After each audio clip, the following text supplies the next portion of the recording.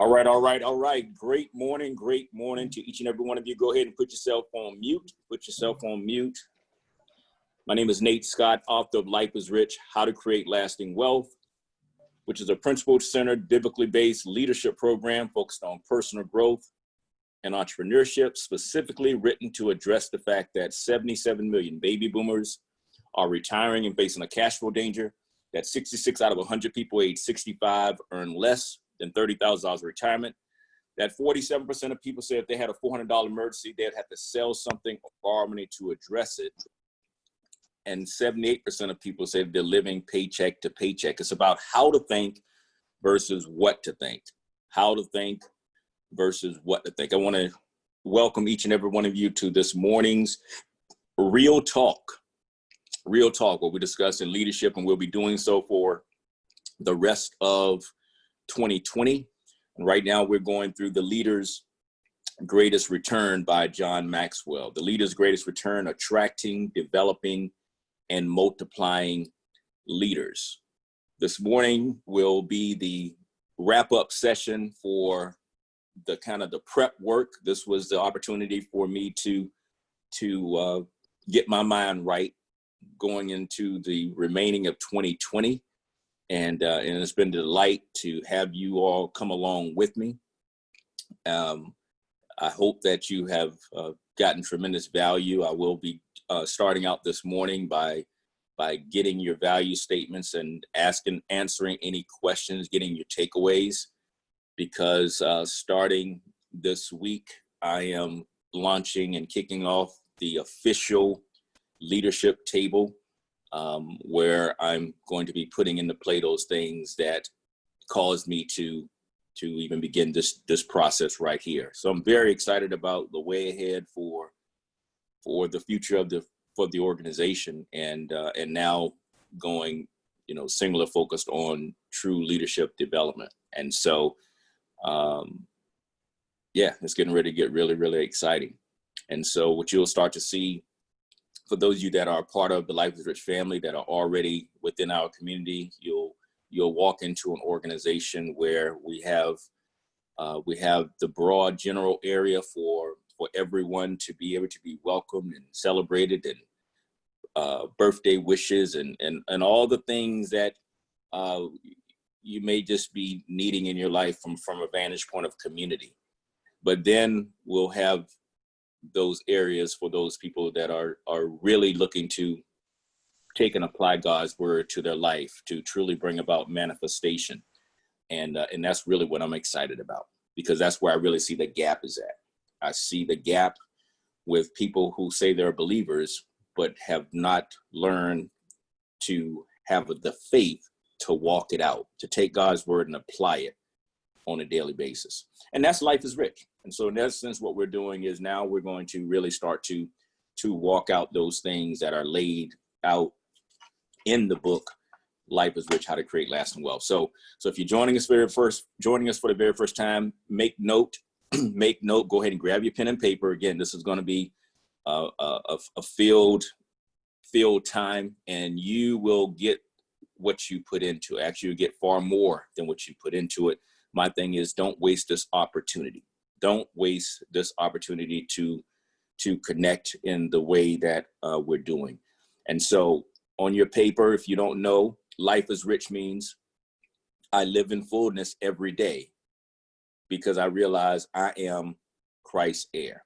Life is rich. I live in fullness every day because I realize I am Christ's heir. That means spiritually, mentally, emotionally, relationally, physically, and financially. Again, Life is Rich means I live in fullness every day because I realize I am Christ's heir. That means spiritually, mentally, emotionally, relationally, physically, and financially.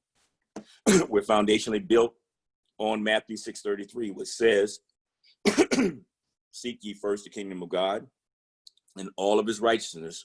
And then there's the promise that all things thereafter shall be added unto you. That first half of the scripture, seek ye first, that's for the non-believer. So those are instructions for the non-believer to first first seek and accept Christ.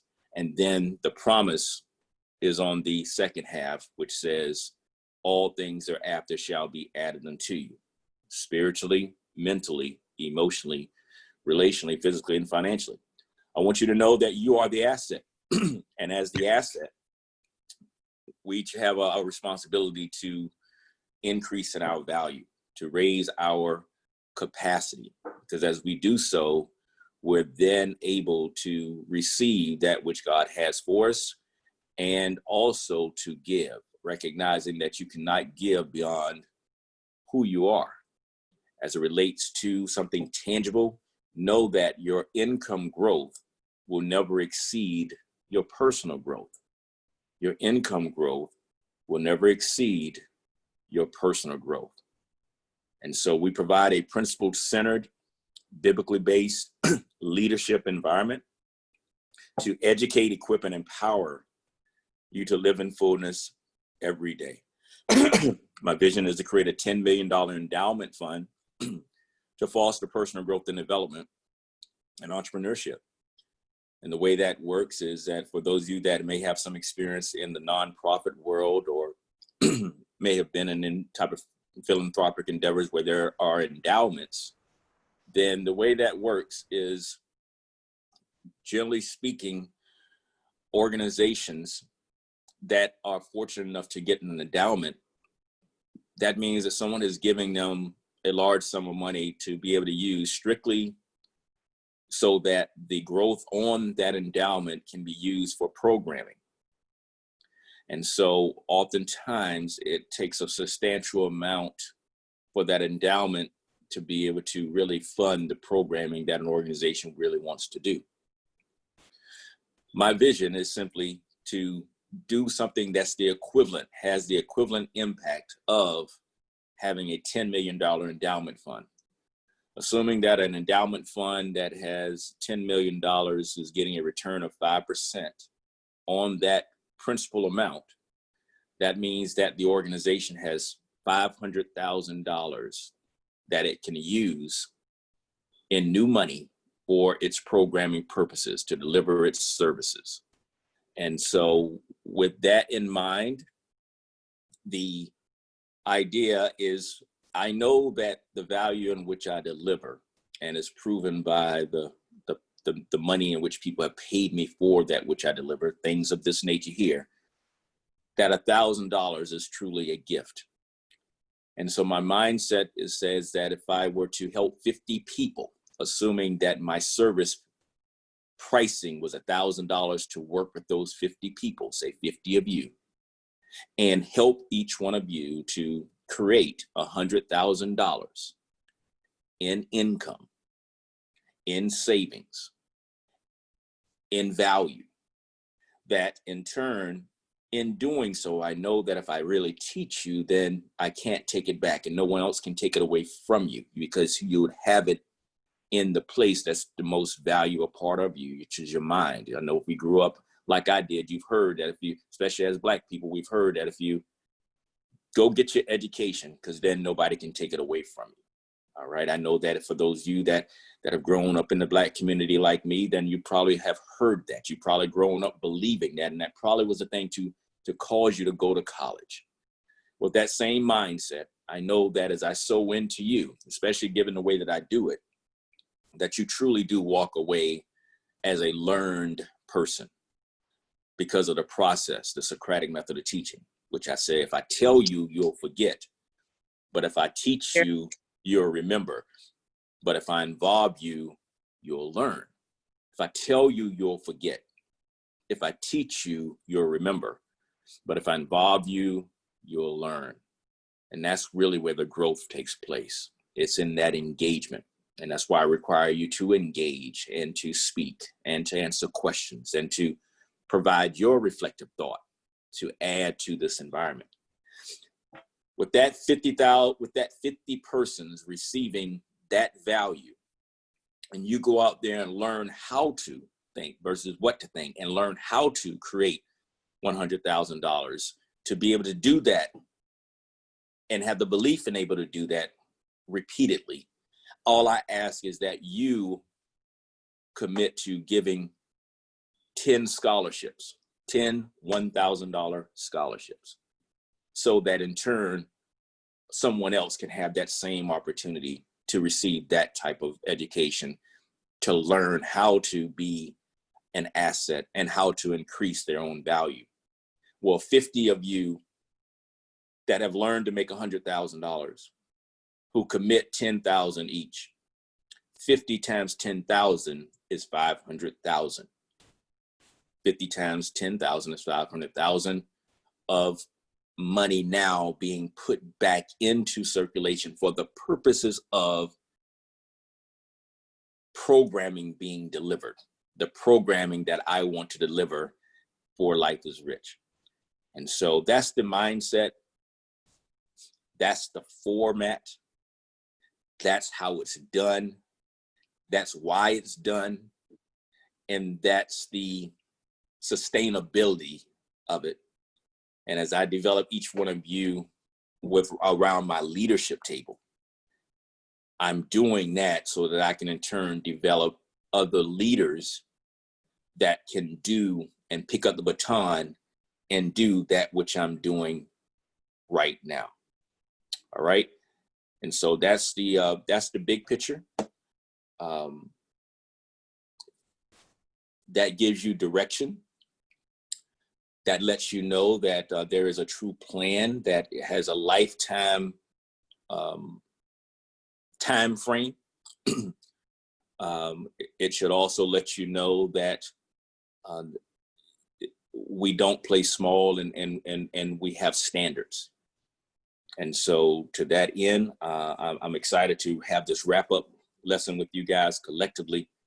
And I look forward to seeing what is birthed as a result of the time we spent together and the true implementation and execution of these things that I've put forth.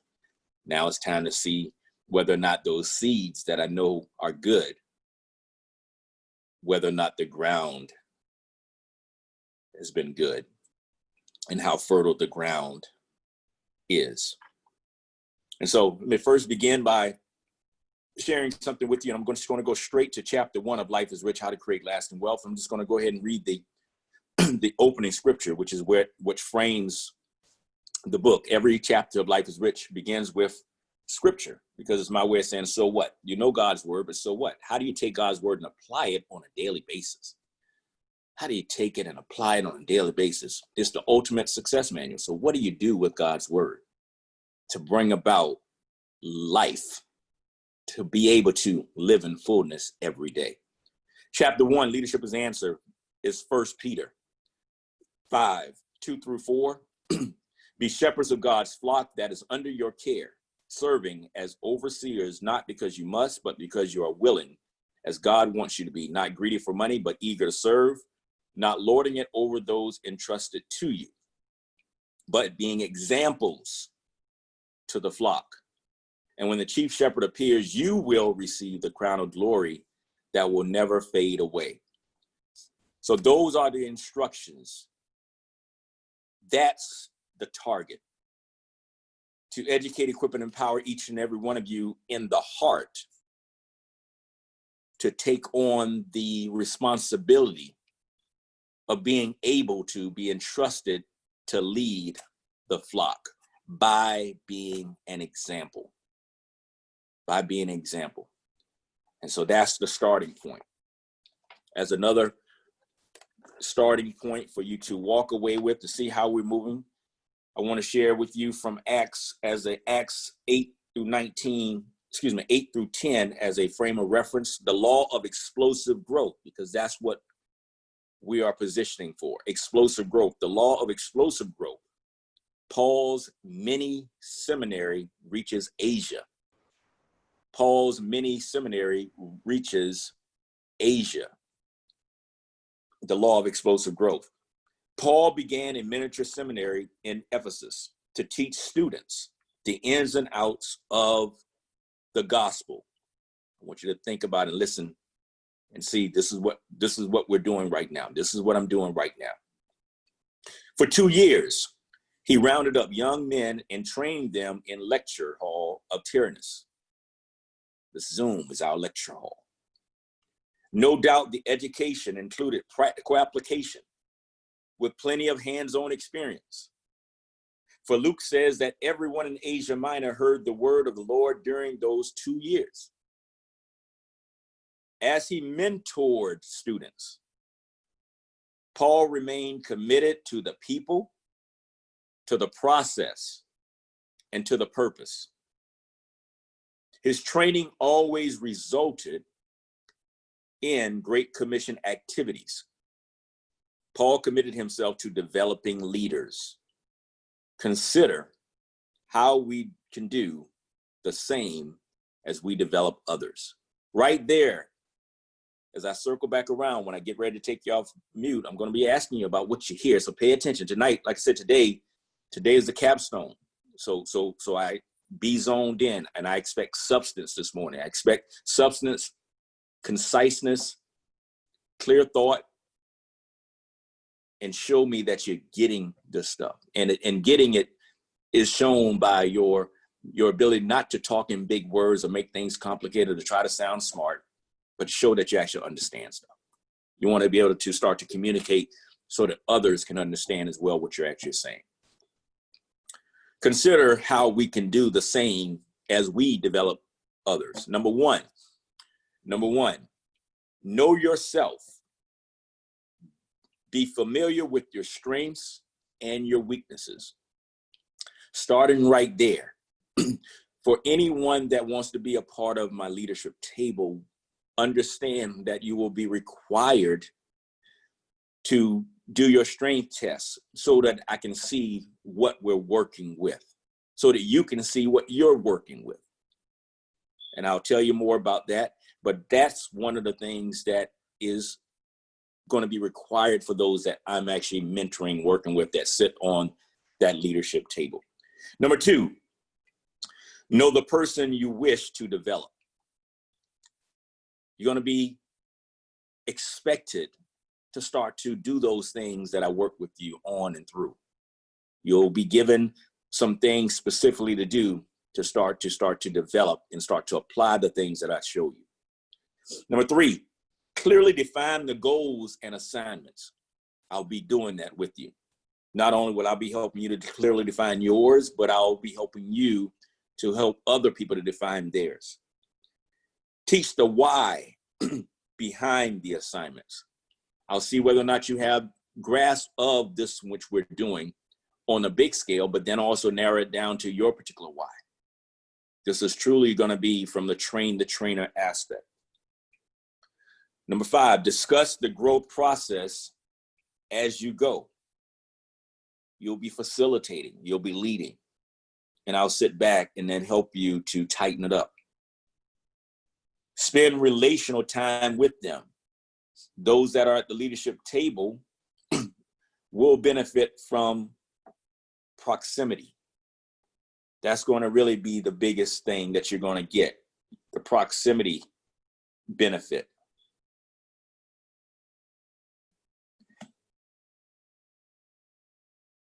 Allow them, number seven, allow them to watch you serve and lead. You'll continue to do that. You'll continue to do that. You'll continue to receive recordings and live things, as well as me inviting you to sit on a call or me doing some live sessions with you. Give them the resources you need. You'll continue to have those things that I use to help you to be able to follow the exact same path. Encourage them to journal during the process. You will need to get you a notebook. You will need to start to know the power of the pen, to start putting things down. You're going to be a student, a lifetime student. Hold them accountable for their work. That's why the leadership table will not be something in which you're just sitting and not growing. There will be an expectation for your growth. There will be a different level. This is not for everyone. Everyone will not be invited in, and everyone won't be remaining with us. And that's because, again, there's a standard. There's a standard. Give them the freedom to fail.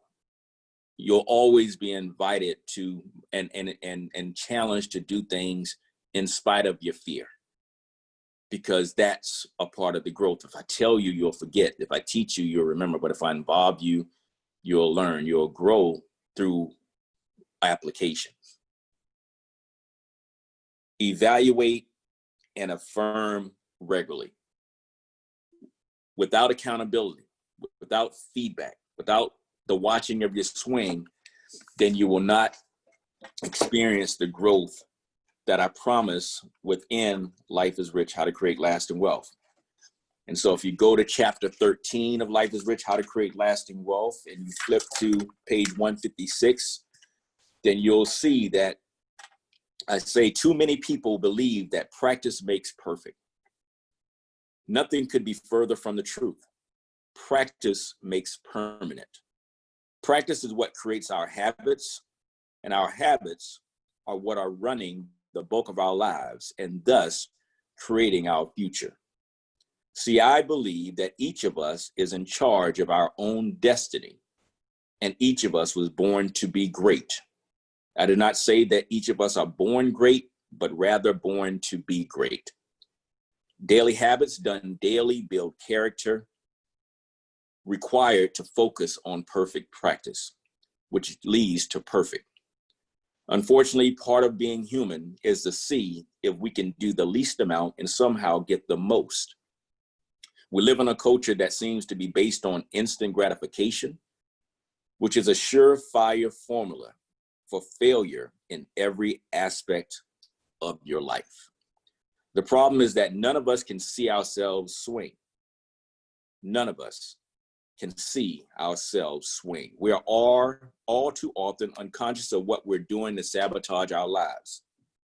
I believe the higher you want to go and the more success you desire in any endeavor, the greater the likelihood is that you will need a mentor or personal coach.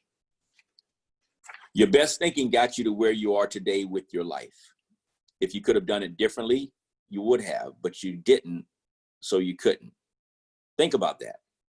If your best thinking got you to where you are right now, would it be helpful for you to have some different thoughts, to have someone watch you swing and to correct your swing so that you can produce better results in your life?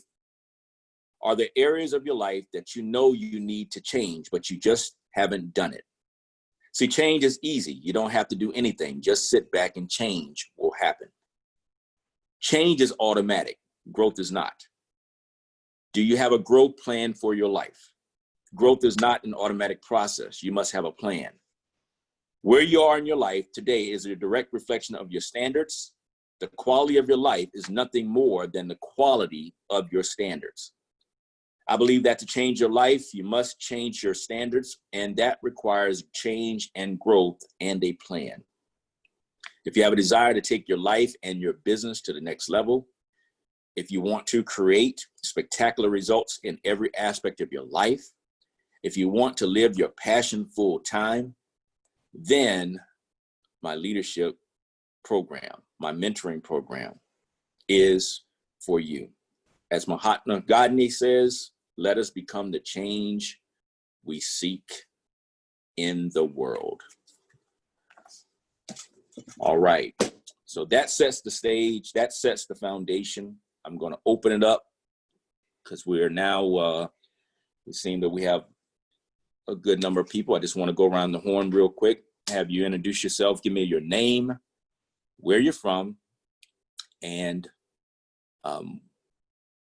as we do this last session, just give me, if you just give me a recap of the value you've gotten so far, and if this is your first time, just tell me why are you here. So let me begin with Angie Maury. You on mute? Hello. Good morning. Yes. Hi. My name is Angie Maury. I'm from outside of Philadelphia, Pennsylvania. What stood out to me this morning was when you talked about, and I didn't get to finish the entire statement, but you talked about as an asset, we are able to increase our capacity. And then I think you said something else, and then you went into and give. And I think, for myself, that's my ultimate, desire, to be in a space where I can freely give and not have to be concerned about the giving necessarily being sacrificial, in the sense that, okay, I have to say goodbye or put something else on hold and release this giving for this particular purpose. Not that sacrificial giving isn't of value, but to at least be in a financial place where I'm just, I'm in a financial comfort zone that giving just becomes part of my life, part of who I am, and it's not predicated on a bunch of thoughts as to, what is this going to mean if I give? What is going to suffer in my giving? Okay, and why are you here? Because I am continuing to grow and develop personally and professionally through what I am learning through these experiences. And because I feel like I'm at a different place today than I was when I first, came into the community, I'm now attracted to this new way of learning, this new way of thinking, this new way of being accountable even for what I am learning, and being able to put what I'm learning in practice, and having somebody behind me to see me, grow, to see me fall, to be there, to give me, to evaluate me and affirm me. Okay. All right, thanks. All right, Val Shelton. Good morning. Good morning. I'm sorry. What stood out to me from what you have covered so far this morning was most people are responsible overall for where they are based on what they know and their level of understanding, and that having a mentor is an asset. And to invest in that really does show that you care about yourself and you are indeed the asset. And what I've gotten so far, oh, I'm sorry. I'm Val Shelton, everyone. I'm from Birmingham, Alabama. Let me clarify that. And what I've gotten so far is overall just to be the best version of myself and to indeed live in fullness every day. It is all about, alignment. I've gotten alignment before assignment, because as long as you have the knowledge and you get the understanding and you apply it, then you can walk it out. And I've learned that. I knew it all along, but now I can actually visualize and live it. So that's what I've gotten so far. And Val, do you have the book? I do. Okay, thanks. And Angie, do you have the book? Yes. Okay. All right, Tara, name, where you from, what value, what did you take away from this morning, and why are you here? My name is Keshel Walker. I am calling in from Anchorage, Alaska. What I got of value from this morning is just recapping the goal and direction of our organization. And I appreciate hearing again and learning about the quality of my life reflects the quality of my standards. And that I know I need to really hone in on that and improve my life. Okay, do you have the book? I do have the book. All right, thank you. Shirley Carter. Good morning, everyone. My name is Shirley Carter, and I'm from Bryan, Texas. My value statement that I have gotten this for is to be at the round table of leadership to grow more. Since I've been in the Life is Rich community since 2018, my personal growth has grown immensely, and I am so proud of that. As a senior citizen, I can say I'm reading better and I'm listening And by me showing up on the call every day, every time we have a call, to me, I'm searching and looking for more, and that's is very valuable to me. And because when I say I'm learning things in all areas of my life as a believer, and that is mentally, emotionally, spiritually, relationally, financially, and relationally. But anyway, with all of that being said, I'm not going to give up, because I've just been looking and searching and reaching out for more personal growth. And I am so blessed that I am here. And I do have the Life is Rich book. And Talk about the Leader's Greatest Return. Do you have that book? yes, I do have the Leader's Greatest Return. And with that Leader's Greatest Return book, that's where my reading, experience have grown in reading this book. I had to do an accountability assignment. And with that assignment that I have been doing for 2 months now, I see that growth, that reading growth, and I am so appreciative of that. All right, thanks. All right, Mom. Good morning, everyone. Excuse me, I'm Florence Johnson from Jacksonville, Florida. What I've gotten this morning so far is 2 great nuggets. One is, and I think this is talking about teamwork. Allow your team to watch you swing, give them the resource they need, hold them accountable for their work, excuse me, give them freedom to fail. But mostly, in order to change my life, I must change my standard. That is a key point. I love that. And why I am here this morning is just to learn more, because the more I show up is the more I'm growing. So that's what I got this morning. Awesome. Keshel.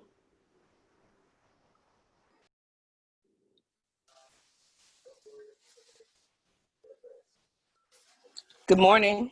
I am Keshel Walker. I am in Macon, Georgia.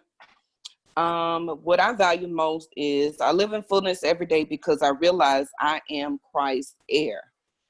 I am enjoying learning and growing at my own pace and being pushed, and the accountability of, if I'm going to expand as a leader, I need to make sure that I am available, that I am open, and that I always say this thing about the things that I have learned, I'm willing to unlearn. So unlearning a lot of things that I thought as a leader. And also my valuable piece is, I think we talked on it last week, thoughts turning into words. I had a lot of issues in that area of the thoughts that I had that would turn into words that would come out all wrong. So, retraining myself of thinking and how to think versus what to think, and also communication, how it comes out and how it's perceived. All right, great, thank you. And Keshel, do you have the Leader's Greatest Return book? I am on the other line with Barnes & Noble now trying to get it. Okay. I've called 3 times this morning, so. Okay, if not, just go I will have it today. Okay, got it. Outstanding, thank you. All right, Latonya.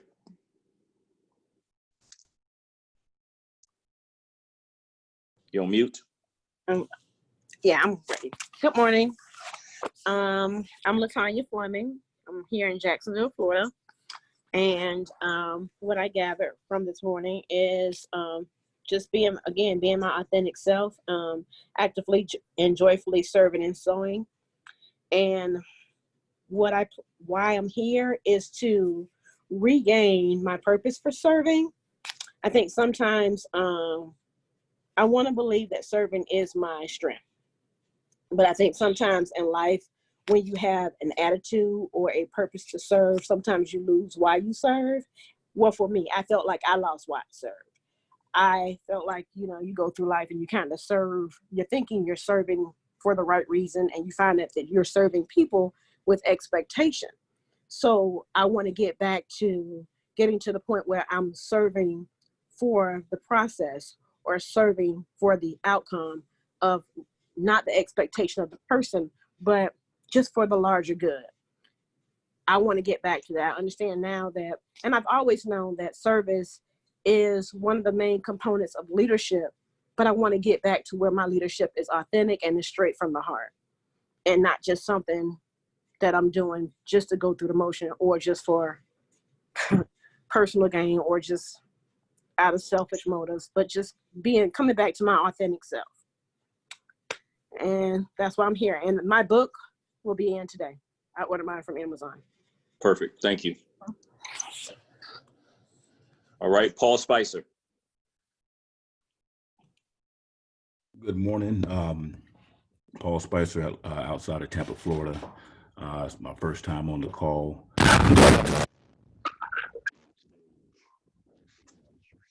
Paul, lost you. Paul, lost you. Okay, come back. Come back.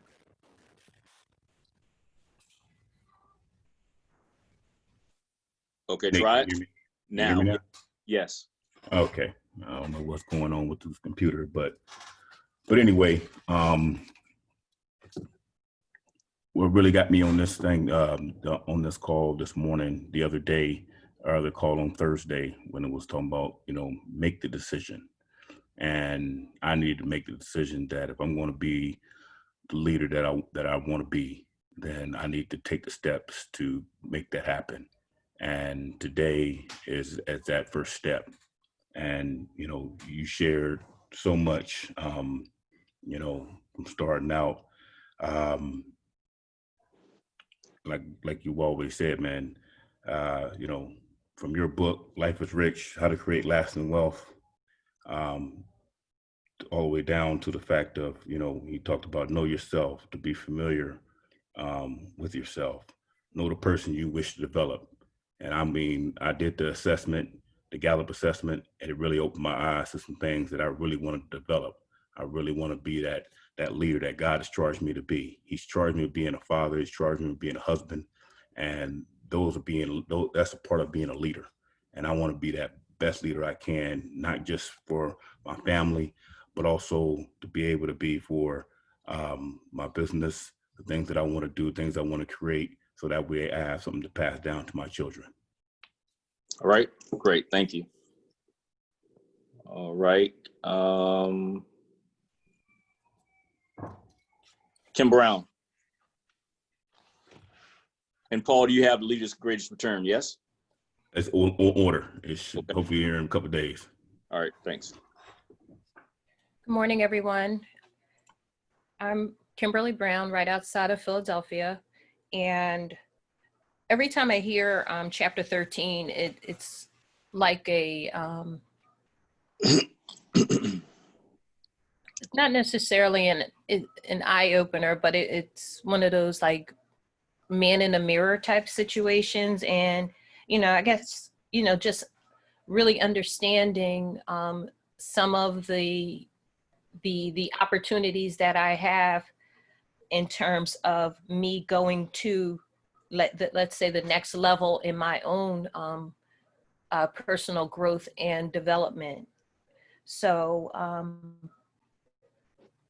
really, you know, I guess every time I, you know, whether I read it personally or whether we, you know, go over chapter 13 on a Zoom, that's just, it just allows me to be able to face what I need to do that will help propel me to be able to, let's say, go to the next level. And and I guess by me just fully in embodying myself, let's say with chapter 13, then that that partners up with why I am here. What you shared earlier in terms of the endowment and then us, us just being able to pour into others, and that's totally me. But I think it was Angie who had stated that, when you have the servant heart, but you may not necessarily have the servant account to match that heart. Oftentimes, I may, utilize, be like resources or putting people or in touch with others that can assist. Well, I kind of would like to be that all around resource where not giving much thought, just being able to say, okay, I am in a position whether to pour into someone to help build them up, or off or lend whatever type of support that I can, even if it's from a financial aspect. And so that's why I kind of feel that I haven't, in order for me to live this authentic part in me, then I have to just fully just really be vulnerable, just be totally vulnerable and kind of like die unto my old self and just fully adopt the new ways that will take me to this level. All right. Thank you. And do you have Leader's Greatest Return book? I do. Okay, thanks. Okay, I've got your note. Sharwonda, are you still in the place where you aren't able to speak? Yes, I am sitting. I can respond very, very quickly. I do have the book number 1, Sharwonda Peek, Duval County, Jacksonville, Florida. And one thing that I've taken from just the session this morning in the points that you gave is, in all of the training that I've had, all of the book education as well as just applied life education, I don't recall ever having the opportunity to have leadership training. So I am very, very excited about the opportunity to learn, to continue to grow and develop and help develop leaders, knowing that each of the leaders that I develop, being transparent enough to aid them in finding those mentors that can grow them in the areas that they need to grow as I continue to lead and grow. All right. Thank you. And this is development. This is leadership development. I don't do training except for when I tell you to do specific things, but development is the area in which I excel at and what I focus on. In military, we have we have people that are recruited and then they go through training, but very few people are able to have the capacity to develop, because that takes a totally different type of a heart, because of how intense it is and how close it is. That's why mentorship is not something that I just truly give to everyone up close and personal. And that's what makes the leadership table, what will make the leadership different, is because that's going to be what it is that I talk about in my book. So thank you for that. Oh, absolutely. And I do stand corrected. Development, not training. I think working in the area of education, training is just a term that flows from my tongue, but I truly mean development. Absolutely. Absolutely. So, all right. Thank you. Let's see.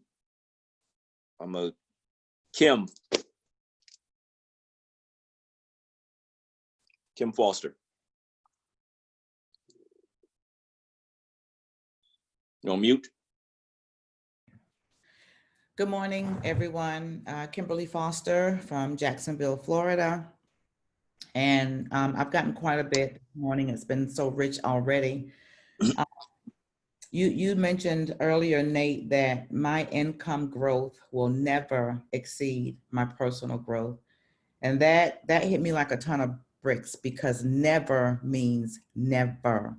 And so that means that I am in the right place at the right time, because my personal development, my personal growth is what's going to be key in me succeeding. And, you know, just this whole week has just been just really something for me. They talked about on the top of the month call to tell someone else's story until mine is written. And when I thought about that thing, in fact, I've been thinking about it the entire time, still thinking about it now.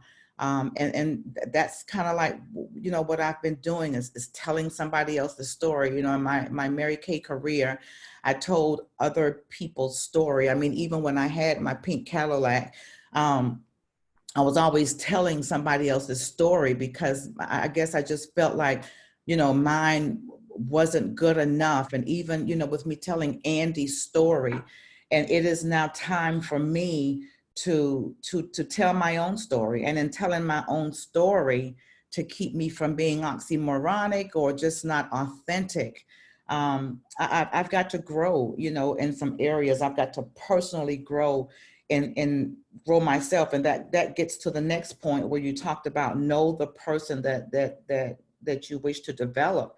And I am really, I can say now, getting to know the person that I really want to be. And there are a lot of things that I don't like, and being a part of this Life is Rich family, being forced to be, as Kim Brown said, vulnerable, being forced to be transparent, the fact that you know, you don't let us get away with just listening and just reading or us saying that we read. You force it, man. You come back and you say, so what's your value statement, so that you're clear, that we're clear. And I like that. For a long time, I ran away from that. And so knowing the person that I truly wish to develop means showing up, being accountable, and doing those things that I had not been willing to do before, so that I can get to an authentic place of where I choose to be. And then I just want to kind of speak about that, the Financial Peace University that you do. And although I have not taken the financial piece that you facilitate, we did have the opportunity to take it through my church. And I will say to anybody on this call, if you have not taken the Financial Peace University that Nate facilitates, I suggest that you do it ASAP. And in fact, I'm going to be taking it again. And I just want to tell a little personal story. Like when this pandemic hit and we lost one of our largest contracts, what made me and my husband appreciate Financial Peace University was the fact that we could go to our brokerage account, transfer that money, and just keep going just like nothing had ever happened. That blessed our soul. And had it not been us being obedient and being willing to sacrifice through the Financial Peace University, that would not have been the case. And so, you know, I am here because now being the best part of myself is attractive to me, like every part of it.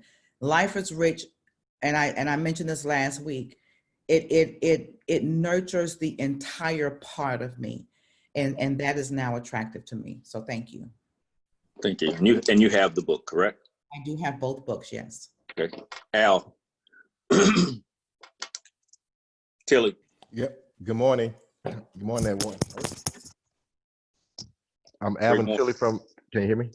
Yes, go ahead. Yeah, I'm Alvin Tilley from Atlanta, Georgia, currently living in Tampa. And I'm here to continue to develop as a leader and to gain the skills needed to develop people as leaders. And I don't have the current book, but I do have your book, Nate. Over. Okay, A Leader's Greatest Return. Be sure you text REAL and get that if you want to continue to participate. All right. Okay, so now I have a couple of people I haven't seen. Okay, Carla Lee, please.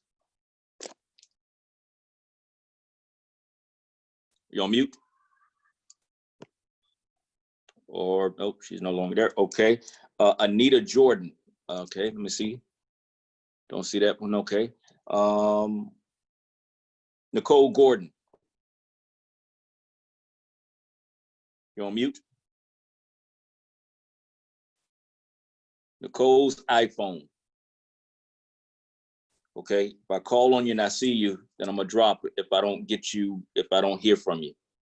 So just know that this is an active place. Monique Kemp.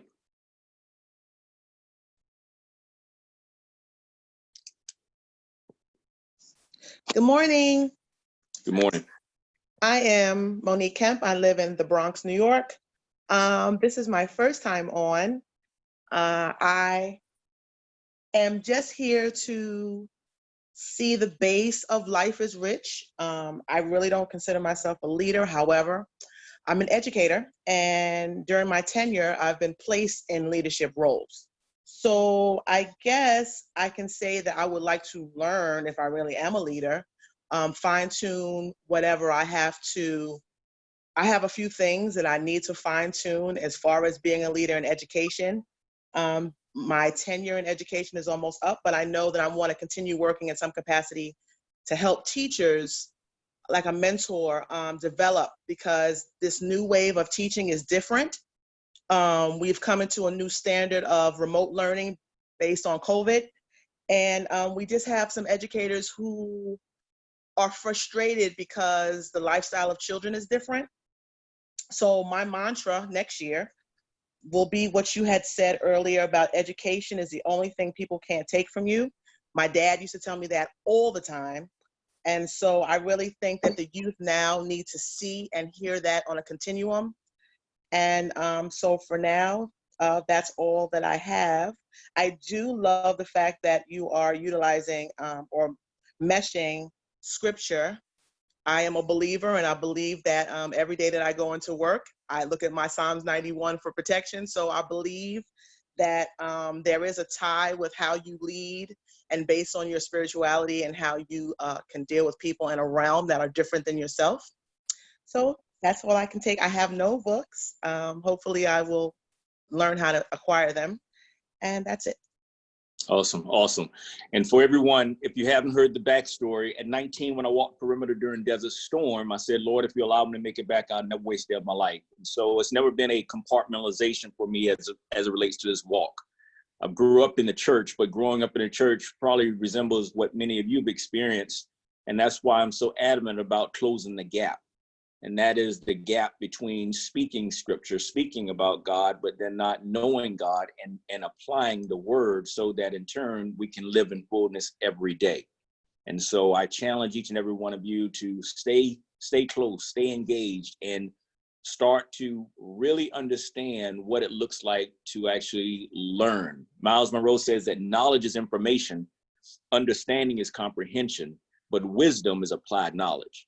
Knowledge is information, understanding is comprehension, but wisdom is applied knowledge. Once again, knowledge is information, understanding is comprehension, but wisdom is applied knowledge. If you will lend me your ear, I will give you my heart. If you will lend me your ear during our time together, I will give you my heart. And that's the gift, and it comes with an expectation, and that is that there's growth. And so one last call out. Nicole, are you able to get up? Are you there? Nicole, iPhone. You're on mute.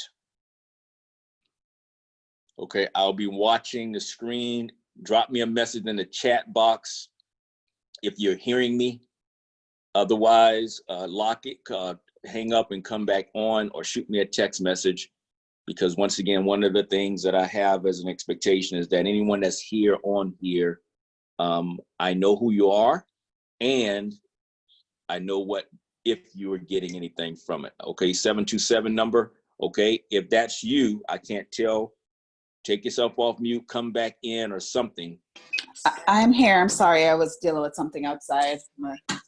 Yes, I'm here. Good morning, guys. Good morning. I apologize for stepping away for a few minutes. My name is Nicole Gordon. I'm from Tampa, Florida. And hold on, let me grab my notes I was making before I stepped away. Perfect. Thank you. Okay. About a Saturday morning distraction. I'm sorry about that, guys. So good morning again. My name is Nicole Gordon. I'm from Tampa, Florida. And my value statement that I got this morning was to be consistent, and that leadership is important. The main thing I got was change plus growth plus plan will equal to success, and I'm willing to learn. So that's what I got so far. Awesome. Okay. Thank you and welcome. The book, Leader's Greatest Return, we got notification on that. Be sure to grab that. Will do. All right. And so look forward to having you. Thank you. Mm-hmm. All right. Arva, I see that you just got on. Welcome. Introduce yourself and just tell us if you have been on previous sessions, what you've gotten in value. And then lastly, why are you here?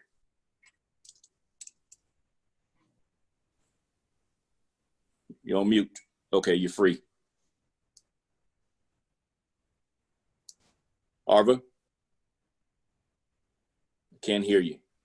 Okay, we're gonna go ahead and get started. Kendra, are you back?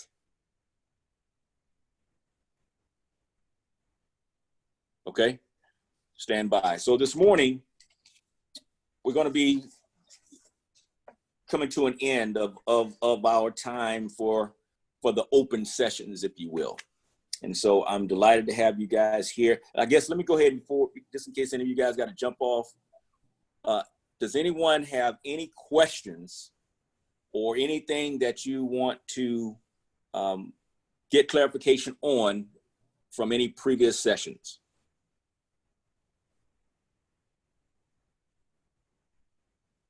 Going once?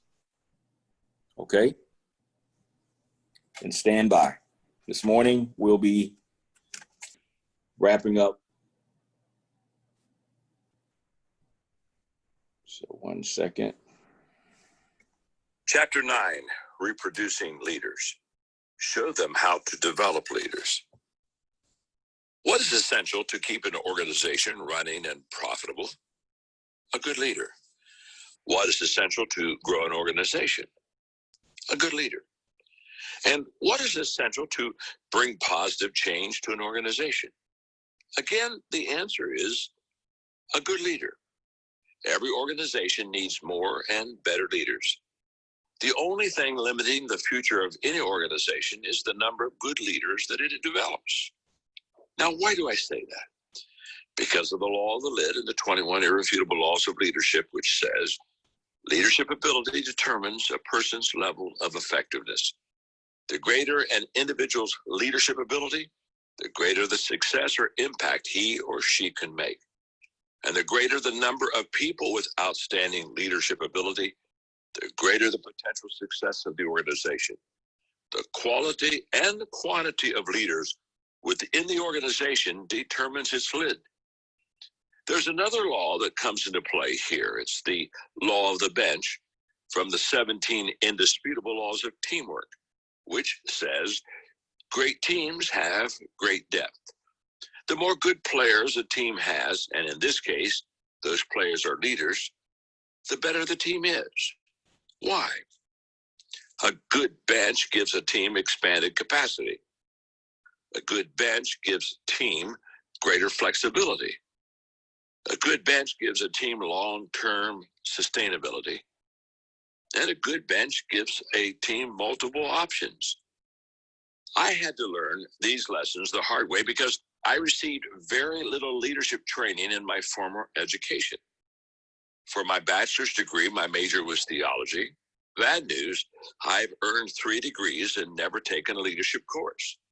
The good news, I've studied the Bible my entire life, and it has provided for me my leadership education. Everything I know about leadership, I can connect back to a statement, story, or principle I learned in the Bible. Now, some people are disappointed when I tell them that, but don't worry. I'm not trying to convert you. I just want to help you by sharing tested and true leadership principles with you. When I led my first organization, I didn't initially understand the importance of leadership. As a result, when I left, no one carried on what I had started, nor did they build anything new. Everything just petered out. My first introduction to the concept of reproducing leaders came when I finally understood something in the Bible written by Paul, who was a world-class leader, who wrote to Timothy, a young man that he was mentoring. Paul instructed Timothy pass on what you heard from me to reliable leaders who are competent to teach others. In other words, Paul had equipped Timothy to lead and was continually mentoring him. In this letter, he made it clear that Timothy was responsible to equip and mentor other leaders. And what were they to do? Keep it going by teaching and equipping others. If you think about it, the implication in just this one passage was that reproduction of leaders would continue until it reached a fourth generation. From Paul to Timothy, from Timothy to reliable leaders, and from reliable leaders to others. That's how reproduction occurs, from one leader to another. That passage changed my focus and gave me a new goal: reproducing leaders. For 50 years, my vision has been to reproduce leaders who will continue that process with others. Once I started investing in people with high potential, I never stopped. And after I became competent at developing leaders, I worked on emulating Paul, whose vision was to produce leaders who reproduced other leaders. That has been a development process in itself because I had to grow into that ability. There's a very real temptation for leaders who achieve a level of success to rest on their laurels. The climb to leadership can be strenuous, and some people want to enjoy the view from the top. They want to stop and smell the roses. But that's not the best purpose of leadership achievement. The best purpose is to use everything you've learned to give a hand up to others, helping them become leaders, and then teach them to do the same for other leaders. One of the leaders who helped me and many others was Jack Hayford. Not only did he show me many of the leadership ropes, but when I had a heart attack in my 50s, he called me to say that he was willing to fill in for any speaking commitments that I couldn't keep during my recovery. What a gift. One of the other leaders that Jack had developed is author Mark Batterson, who described what Jack taught him. When I was in my 20s, I spent a week with Jack Hayford at his School of Pastoral Nurture. That week transformed the trajectory of my ministry. Jack is now in his 80s, and his wit and his wisdom are off the chart. At a pastor's gathering not long ago, Jack shared his secret sauce. It's so simple, yet so profound. Make decisions against yourself. We want success without sacrifice, but life doesn't work that way. Success will not be shortchanged. You have to pay the price, and it never goes on sale. The best decision you can make for yourself is making decisions against yourself. You have to discipline yourself to do the right things day in, day out, week in, week out, year in, year out. And if you do, the payoff is far greater than the price that you paid. Now let's bring this idea down to earth to you. If you want to get out of debt, you've got to make decisions against yourself financially. It's called sticking to a budget. If you want to get into shape, you've got to make decisions against yourself physically. Join the gym. Jack's secret sauce applies to leadership development. If you want a successful organization with more and better leaders, you need to pay the price. You need to make the decision against yourself of resting on your laurels or enjoying your success, and instead invest your time in developing leaders. You've got to get to work if you want to become a reproducing leader. I believe there are 6 different growth levels that you must achieve to become a reproducing leader. 1, growth that makes you capable of doing your job well. 2, growth that enables you to grow others in your job. 3, growth that allows you to reproduce yourself in your job. 4, growth that provides opportunities for higher level leadership. 5, growth that prepares you to take others to higher levels. And 6, growth that stretches you enough to have mentoring relationship with growing leaders. Some people become good at their jobs quickly. Others take longer. Some people focus their entire careers just on becoming great at what they do. It never occurs to them to start helping others learn how to do what they do. but I think the majority of people are willing to help others learn and grow to go at least to that second level of growth. It takes a degree of skill and dedication to actually reproduce yourself and help another person grow into your job. However, if you do that and you keep doing that, then you will be invited to a higher level of leadership responsibility. At that point, if you keep growing as a leader, you can take the next step. You can start the reproduction process again, only this time you're developing leaders, not workers. The highest level of growth comes when you develop generations of leaders. When you can develop a leader who in turn develop other leaders without your direct involvement, it can have a multiplying effect for generations. Developing a reproducing culture. If you want to move up those growth levels and encourage other leaders within your organization to do the same, you need to create a culture that promotes leadership reproduction. When you do that, developing leaders can become the norm. In contrast, in an organizational culture where reproduction is not a priority, people guard their territory rather than trying to enlarge it by developing more leaders. This scarcity mindset restricts growth and attracts other limited thinkers. The result is an organization that experiences fewer victories and faces reduced possibilities in the future. To develop a reproducing culture, you need to have these 5 expectations in place and ensure that they are met by the people in your organization. Number 1, the leader of the team is the primary culture carrier. The culture of the team or organization you lead starts with you.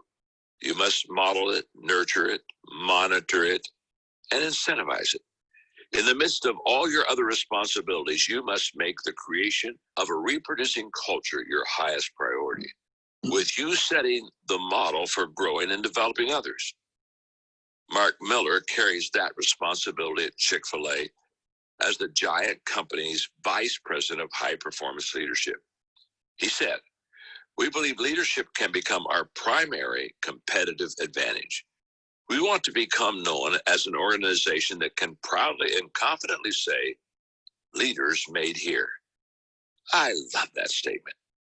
Every organization that wants to create a leadership culture should adopt it. As I work to lead organizations that focus on leadership development, I strive to model the 6 C's of a reproducing culture.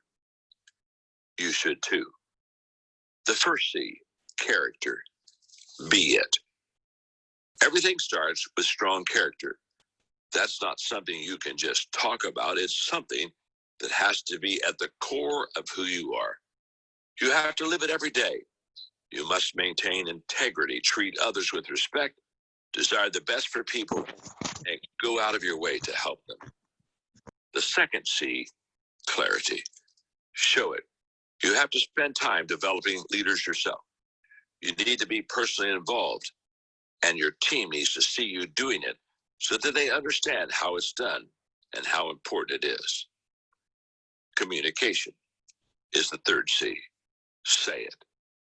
You have to be constantly talking about leadership development so that it becomes a part of the common language in everyday conversation. The fourth C is contribution. Own it. If you're the leader, the buck stops with you. You need to own your responsibility for developing leaders, and others will too. And when others step up and say, "I'll own this," the entire team gets stronger. C number 5, consistency. Do it. The development of leaders is never one and done. It's something that needs cultivating every day. Why? Because the need for more and better leaders never ends. The 6th C is celebration. Embrace it. When the development of leaders is recognized, rewarded, and celebrated continually, it becomes elevated in the organization and woven into the culture. Every leader aspires to become part of it and join in. Arthur Gordon said, "Nothing is easier than saying words. Nothing is harder than living them day after day. What you promise today must be renewed and redecided tomorrow and each day that stretches out before you. When the leader models the leadership development daily, everyone on the team recognizes its importance. If the leader neglects it or delegates it to someone else, it sends the message that it is not a high priority. Number 2, everyone is expected to mentor someone. A leadership development culture is modeled from the top, but it's grown from the bottom up. What does that mean? Well, it looks like this. Everyone has someone mentoring him or her. Everyone has someone to share mentoring experiences with, and everyone has someone to mentor. There is an intentionality in a reproductive environment meant to create a mentoring environment. Teaching and learning are normal and expected, and nobody has to be a leader to do that. Everyone is involved. People are continually learning from each other. Everyone is sharing experiences. Growth is normal and is expected. Developing this kind of environment requires people to challenge one another to get out of their comfort zone. A great way to do that is to ask challenging questions. In Starting Strong, authors Lois Zachary and Lori Fisher listed good questions about a person's learning goals that can be used in the process of developing others. Example, when was the last time you pushed yourself out of your comfort zone? Or, what would it take to get you out of your comfort zone? Here's one. What is something you've been afraid to try that would challenge you? Or, what additional knowledge, skill, or experience are you lacking? Or maybe, what can I do to support you as you're learning right now? The bottom line is that taking on a mentor's role in developing others must become a mindset, and it must be practiced daily by everyone. When it does, the culture in an organization shifts and its potential expands. Number 3, leaders focus on developing leaders, not recruiting followers. It's often easy for a talented leader to attract and recruit followers, especially if that leader has high charisma or possesses a compelling vision. But the future of an organization depends on the development of more and better leaders, not the recruitment of more and better followers.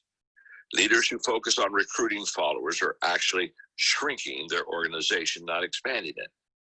I read a story in The New Dynamics of Winning by Dennis Waitley that provides a fantastic visual image of this shrinking effect. David Ogilvy, founder of the giant advertising agency Ogilvy and Mather, used to give each new manager in his organization a Russian doll. The doll contained 5 progressively smaller dolls. A message inside the smallest one read, "If each of us hires people who are smaller than we are, we shall become a company of dwarfs. But if each one of us hires people who are bigger than we are, Ogilvy and Mather will become a company of giants." Commit to finding and hiring and developing giants. Maybe you've seen one of these nesting Russian dolls. They're sold everywhere in Russia. Some are very elaborate and have a dozen or more progressively smaller dolls, one inside the other. When leaders focus on developing or recruiting followers, and those followers also recruit others to follow them, it shrinks down the leadership size of the organization. However, when leaders focus on developing others to their highest capacity, it enlarges the leadership size and the potential of the organization. Noel Tichy, author of The Leadership Engine, said, "Winning companies win because they have good leaders who nurture the development of other leaders at all levels of the organization." It's vital to understand that it takes a leader to reproduce another leader. A non-leader cannot develop a leader. Neither can an institution. It takes a leader to know one, show one, and grow one. Number 4, people are continually growing themselves out of their jobs. In Chapter 5 on equipping leaders, I described how good leaders work themselves out of a job. One of the key transitions to becoming a reproducing leader is to focus less on what you can accomplish personally and more on what you can accomplish through others. Leaders who work in a reproducing culture grow themselves out of jobs continually. Every time they assume a new role or are put in a new position, as soon as they've mastered the job, they begin equipping someone to replace themselves. The best leaders also develop their replacements in leadership. Speaker Philip Nation described this process. As leaders, we are in the business of reproducing ourselves. It would be easy to make the case that if you're not preparing someone else to take your place and or outpace your abilities, then you are not truly leading people. Often the desire to stay in the position of leadership comes from a command and control attitude. It's the kind of leadership found in The Prince. It's a leadership that enlists people into your work, but never releases them for any other work. When they repeatedly grow themselves out of a job by developing someone to replace them, they expand their capabilities and they free themselves up to do bigger and better things in the organization. That not only allows them to move up, but it also makes room for others to rise up behind them. I like how that occurs in the NFL. Successful teams have reproduction cultures. You can see it in how teams look for players with leadership ability, not just football talent in the draft and free agency. You can see it in the way veteran players are expected to mentor and develop younger players. And it's especially obvious in the way that the best coaches develop their coordinators and assistants, not only to succeed in their current jobs, but to be ready to step up to the next level of leadership. If you were to look at most of the great head coaches in the NFL, you could trace their preparation back to coaches who developed them, who had been prepared by earlier coaches, and back through even earlier coaches. The chain of leadership development often goes back many generations, spanning many dozens of years. How can you measure how well people are growing themselves out of their job? Ask the following questions about each of your leaders. Are there more followers than leaders on this person's team? Is this leader doing the exact same job year after year? Is this leader working long hours? Is this leader carrying the load by himself? If the answer is yes to these questions, then your leaders are not growing themselves out of their jobs, and they are not helping the organization develop leaders for the future. You need to meet with them and help them figure out why they're stuck. Number 5, leaders become more than mentors. They become sponsors. When I talked about Sherry Riley so that I could write about her story in chapter 8, she explained the difference between an advisor, a mentor, and a sponsor. She said that an advisor speaks on your behalf. She is an advocate. A mentor helps and guides you by pouring into you.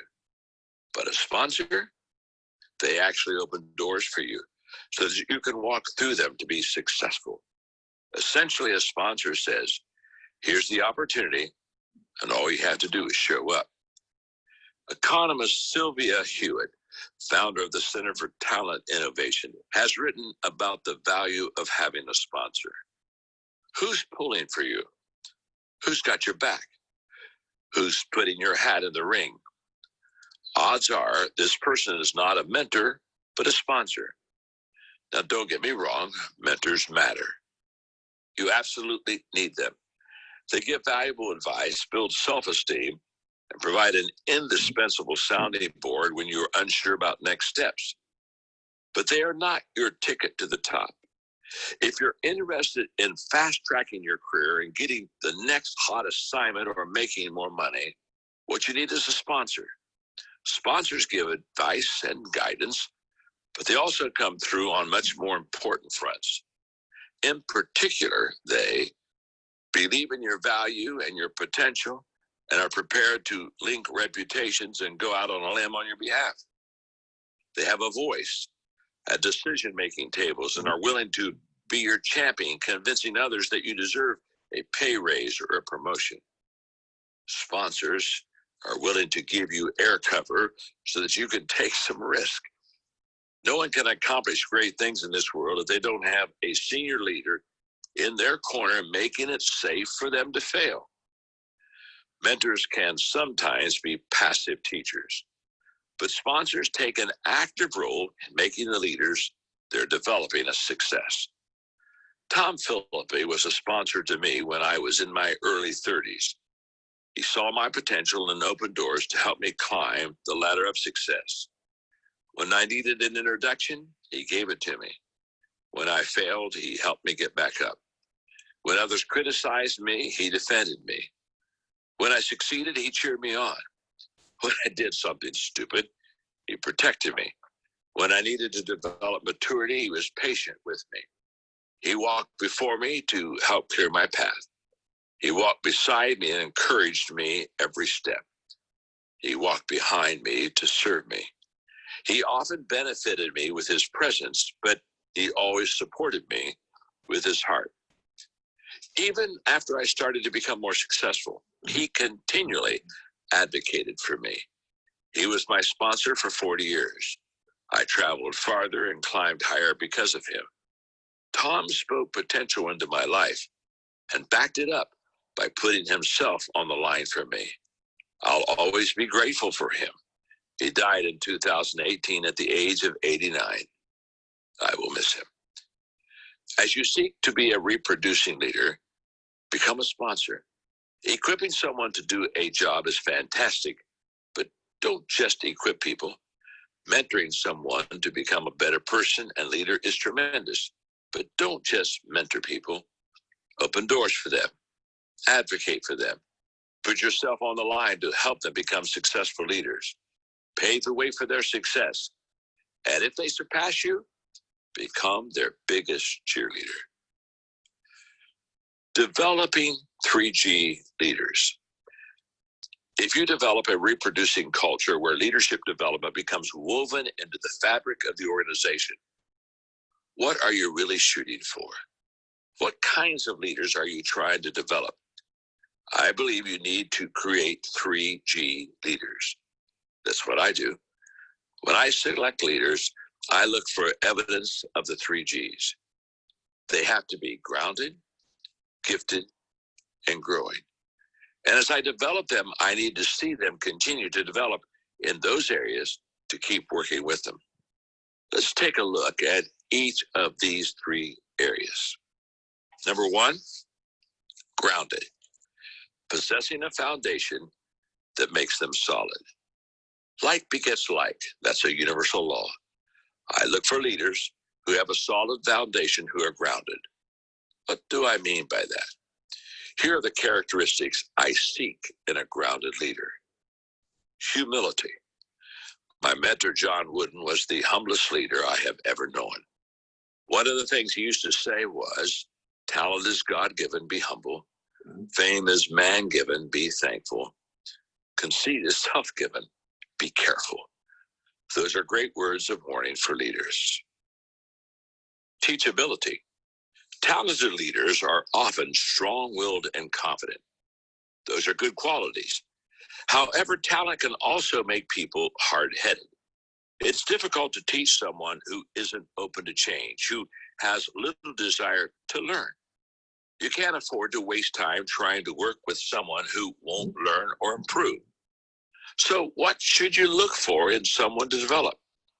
Try sharing the following stages of teachability with people that you are thinking of mentoring. 1, they don't seek advice. 2, they don't want advice. 3, they don't object to advice. 4, they listen to advice. 5, they welcome advice. 6, they actively seek advice. 7, they follow the advice given to them. And 8, they give others the credit for their advice. Then ask, what stage best describes where they are? Any leader that you choose to work with must have reached at least stage 3. At the very least, they cannot object to advice. It would be even better if they were further along. But how far along they are is less important than evidence that they are progressing. Your goal is to help them get to stage 8. That's where good leaders live. Authenticity. Authenticity is the new authority in leadership, not power or position. Authentic leaders are aware of their strengths and weaknesses and don't try to be what they're not. The leaders you choose should be realistic about who they are, demonstrating that they're neither overly impressed with themselves nor depressed about themselves. They're comfortable in their own skin. They can relate to the words of the former South African President Nelson Mandela, who said, "I do not want to be presented as some deity. I would like to be remembered as an ordinary human being with virtues and vices." Maturity. Many years ago, columnist Ann Landers wrote a marvelous piece on maturity, where she described it as a willingness to wait, perseverance, self-control, integrity, responsibility, and dependability. It's the ability to say, "I was wrong," to keep a promise, to make decisions, and to follow through. She finished by writing, "Maturity is the art of living in peace with that which we cannot change, the courage to change that which should be changed no matter what it takes, and the wisdom to know the difference." These are the kinds of people who are grounded. Integrity. My friend Pat Williams, Senior Vice President of the Orlando Magic, said, "One of the primary rules of navigation is this: what's under the surface should carry more weight than what's above the surface if the ship is going to make it through the storms without capsizing." That's exactly how it is with integrity. What's under the surface had better be greater than what's showing to the world, or you're never going to make it through the storms of life. I think of this quality as being bigger on the inside than you are on the outside. The leaders you choose should say what they mean and mean what they say. This gives them the strength to take others through any storm they face without capsizing. Humility, teachability, authenticity, maturity, and integrity. Those provide a solid, grounded foundation upon which you can build strong leadership. When leadership development focuses too much on the how-tos of leadership and not enough on the solid core of who the person is, the results can be shallow and short-lived. By working with grounded people and strengthening that groundedness, you can go deep and develop leaders whose inner lives are solid and strong, no matter what they face. And that's important. I once heard retired NFL coach Tony Dungy say, "When you are playing to win, are you going to place anyone in a position that you can't totally count on?" The answer is no. When leaders are grounded, you can depend on them. Number 2 is gifted, possessing strengths that can help them succeed. One of my favorite proverbs says, "A man's gift makes room for him." What does that mean? Ability determines potential. The giftedness of leaders is the first step, making it possible for them to grow and succeed. There is no substitute for a lack of giftedness. There's an old saying among coaches, "You can't put in what God has left out." Or as my legendary coaching friend Lou Holt said, "I've coached good players and I've coached bad players. I'm a better coach with better players." I think that's true for any leader. The more talented and gifted the leader on the team, the more successful that team has potential to be. Why is giftedness so important? Giftedness gives an advantage, so don't abuse it. When leaders are gifted, they see more and before others see. They spot problems when they're on the distant horizon. They see solutions before they're evident to others. Their instincts often inform their decision-making, and all these things give them a distinct advantage. As you develop gifted leaders, you need to help them understand that they should use their gifts to advance the team and organization, not for personal gain. Every day, every leader you work with should ask, "Am I using my gift for myself or for others?" Giftedness gives opportunity, so don't miss it. In his book, Aspire, Kevin Hall wrote, I believe that effective people are not problem-minded people. They are opportunity-minded. The root of opportunity is port, meaning the entryway by water into a city or a place of business. In earlier days, when the tide and winds were right and the port was open, it allowed entry to do commerce, to visit, or to invade and conquer. But only those who recognized the opening could take advantage of the open port or the opportunity. When you develop gifted leaders, you need to prepare them today to seize opportunities in the future. That's important because no one can wait to start preparing until opportunity arrives. By then, it's too late. When we get an opportunity, we need to jump on it, get them ready. Giftedness requires humility. Model it. Have you ever received a fantastic gift out of the blue from someone who loves you? Maybe there's a birthday or Christmas from your childhood that stands out in your memory because of what you received from your mother or your father. Maybe a sibling or a close friend blessed you with a great gift. Or maybe your spouse gave you something extraordinary for an anniversary or from some other special occasion. How did it make you feel? Grateful, excited, humbled? When you receive a gift, you're not responsible for it. You should never take credit for receiving it because it was a gift. Whatever natural talents and abilities we were born with cannot be credited to us. We didn't do anything to earn them. We don't deserve them. We should be grateful. We should make the most of them. But remember that they were gifts keeps us humble. As my mentor Fred Smith said, the gift is greater than the person. As a person of faith, I gratefully acknowledge God as the giver of whatever giftedness I have. He has done for me so many things I cannot do for myself. But you don't have to be a person of faith to acknowledge that you did not earn your natural gifts. As a leader, you need to maintain perspective and model humility.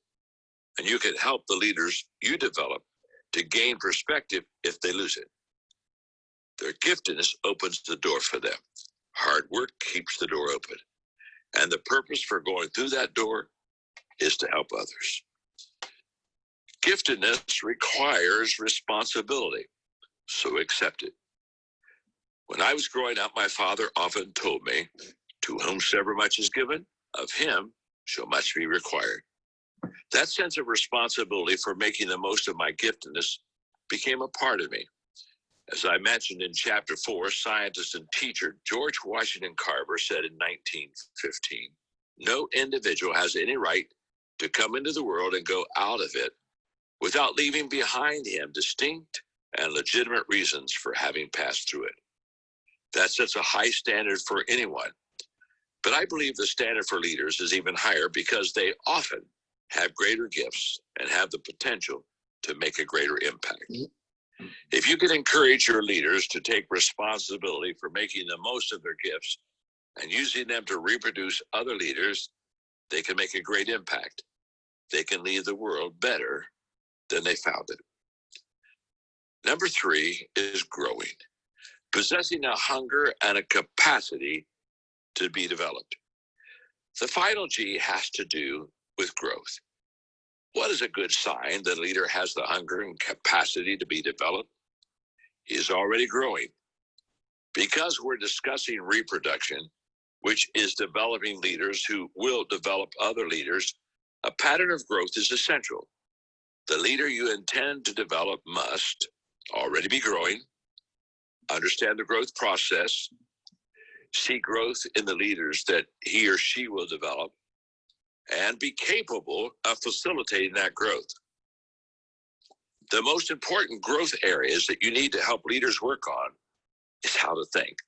That is what separates successful from unsuccessful people. There is a gap in the way they think. As you develop leaders and show them how to develop other leaders, challenge their thinking. Help them to think better. Leaders can never afford to sit back and let someone else do their thinking for them. Good leaders are proactive. They entertain new ideas and new methods of doing things. They consider intangibles such as culture, morale, timing, and momentum. They can drill down to details, but they always keep the big picture in mind. They size up situations quickly and make decisions based on the information they have, along with what their instincts tell them.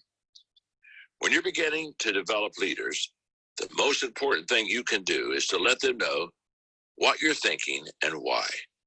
Bring them to the table and let them in on high-level meetings and discussions so that they can learn how you and other top leaders think. The more exposure they have to good thinkers and the more practice they get in applying what they learn, the better their thinking will become. Encourage them to think bigger. Most people think too small. Good leaders can't afford to do that. They need to think expansively for the sake of the vision and the team. As writer and head coach David J. Schwartz said, where success is concerned, people are not measured in inches or pounds or college degrees or family background. They are measured by the size of their thinking. How big we think determines the size of our accomplishment. Don't let your leaders sell themselves short or sell short the leaders that they have developed. People usually rise to the level of the expectations of a leader who believes in them. Show your leaders how much you believe in them and push them to invest their belief in those they are leading and developing. When it comes to belief, a rising tide lifts all boats. Ask them to think creatively. The best leaders I know think outside the lines. They love options. They not only believe there is a solution to every problem, they believe there are multiple solutions, and they work to find the best one. Help your leaders develop their creative thinking ability. Encourage them to push boundaries and to color outside the lines. Ask them to be open and to harness the creativity within their teams so that they can be innovative and effective. Expect them to think about people. As leadership responsibility increases, so does pressure. Under stressful circumstances, some leaders start to forget how important people are. They focus instead on results and systems. They make everything about the bottom line. But leadership is always about people. If people aren't involved, then what you're doing is no longer leadership. And if what you're doing isn't benefiting people, you've lost your way as a leader. No matter how high a leader climbs, no matter how heavy their responsibilities become, no matter how big their organization gets, no matter how much success they achieve, people always matter. Good leaders continuously think about people and how to add value to them. If you can create a reproducing culture where the development of leaders is normal, expected, and pervasive, and if you can personally develop 3G leaders, taking them to the highest potential and insisting that they develop leaders as one of their highest objectives, you will create a leadership intensive organization with a great bench of current and future leaders. That's the kind of organization that never runs out of leaders and is set up to go after any opportunity that presents itself. While other organizations are trying to figure out what's next, your leaders will be spotting opportunities. While others are scrambling to find someone to champion their next initiative, you will be taking your pick of the leaders from a deep bench. When developing leaders becomes a lifestyle for everyone in your organization, you can't help but be successful. And you will have positioned yourself and your organization to receive the highest return that comes from developing leaders. Compounding, which is the subject of the last chapter. The chapter I just finished reading is very challenging even to me at my stage of my leadership career. Now, I've been reproducing leaders for many, many years, but I realized that too many times I didn't do it well enough, and I didn't do it with the intensity that I needed. Let me explain. Once you get something moving, leaders have a bias to action, and it's very tempting for me, and maybe it is for you, to just dive into the action. There's nothing wrong with that because we like to move things. We like to see things move. We like to make things move. But what I'm sharing with you now is very important. Sometimes in my desire to get into the action, I lose the big picture. And the big picture is I do better for my organization if I do less myself and I take that time and pour it into reproducing leaders that reproduce leaders. That's where the return is always going to be. As a mission statement, you know what I say. I want to add value to leaders who multiply value to others. And that's been a good mission statement for me. And it compounds everything I believe about leadership. But beyond my mission statement is a legacy statement. And my legacy statement is simply, I want to produce leaders who reproduce more leaders. Now, the difference between my mission statement, which compounds, and my legacy statement is, when I want to produce leaders who reproduce more leaders, the compounding is consistent and continual. And I love that. It goes way beyond me. I was having a conversation with Jack Welch, and we were talking about our favorite subject, leadership. And I got off on the subject of legacy, and I was talking to him about what he thought his legacy would be. And he said something that was very insightful to me. He said, John, he said, my legacy isn't in the buildings that we built, the plants that we had, and manufactured General Electric products. My legacy is in people. And he said, I never forgot that organizations can fade away, policies can be lost, but it's the people. If you pour yourself into the people, that's where the legacy goes. I walked out of that conversation that day and I said to myself, I must always remember that I have legs in my legacy. That there is no legacy without legs, without people. And I would encourage you to understand that the only thing that lasts, the only thing that has reproductive power is people. And if you do it right, the people, the leaders, are the greatest asset of your organization and are the legs to your legacy. And so in my last few years, as I have mentored leaders, I've been more clear about this than anything else. And I just wanted to talk to you about this for just a moment. Again, hundreds of thousands of you are listening to this audio book, but I'm addressing now just you as if you were sitting across the table. And the question is very simple. When you are pouring your life into leaders and mentoring them, are you expecting them to reproduce themselves? In other words, back to the 5 stages of equipping. I do it, you're with me. You do it, I'm with you. You do it, and you do it, and someone else is with you. It's stage 5 where the reproduction begins to compound everything in your life. And I want that for you. And so here's what I do. I would suggest this is what you do. When I start to mentor somebody, right on the front end, before I say yes, I say to them, if I pour my life into you, I expect you to pour your life into someone else. In other words, I never mentor a dead-end street. I only mentor people who will mentor other people. I only mentor leaders who will mentor other leaders. I only reproduce leaders who will reproduce other leaders. I want that for you. My life was changed, as I shared earlier, when Peter Drucker looked at a dozen of us after a few days of mentoring and asked us, who are you going to develop? That was a great question. But I have a greater question for you today. Who are you going to develop as a leader? Who will in turn develop another leader? Who will in turn develop another leader? Let's keep the leadership mentoring chain going. Don't let it stop with you. And don't let it stop with the person you mentor.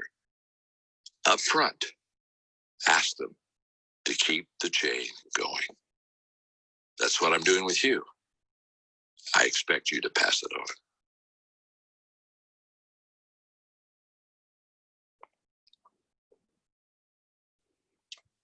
All right.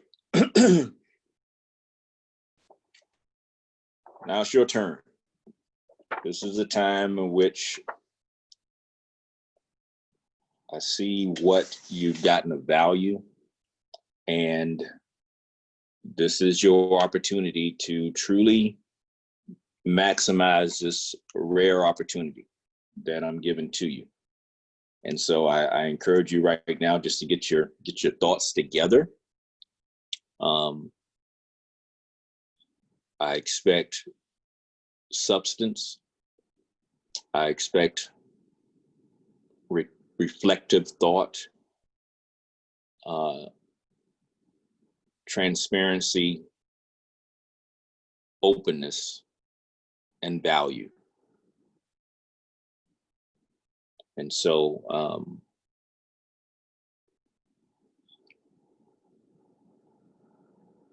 leadership is something that I've spent my life with and focusing on, from being the oldest sibling to playing quarterback in football, point guard in basketball, infantry officer, ranger, West Point, but more importantly, the call and the assignment that I accepted as a result of the vow that I took at 19 when I said, Lord, if you allow me to make it back out in the waste day of my life. And in my hearing this morning and preparing for this morning in the study, I'm so excited about the way ahead, because I know what I have laid out to bring this thing to pass. And I know what I'm expecting to happen over these next 6 months and moving forward. And so to that end, I'm looking forward to listening to you guys, answering whatever questions you may have, and really doing the sifting. And I say sifting because it's when one is panning for gold, one has to go through and get the dirt and can't see the gold right away, but has to sift in order for the gold to be brought to the surface. And that's what I look at when I think about the task at hand, as far as identifying leaders, attracting leaders, developing leaders, and multiplying leaders. That it's not for everyone, because it takes a servant heart, and it takes a willingness to embrace the responsibility that it comes with leadership. And so I want you to, as I call upon you, I want you to first and foremost tell me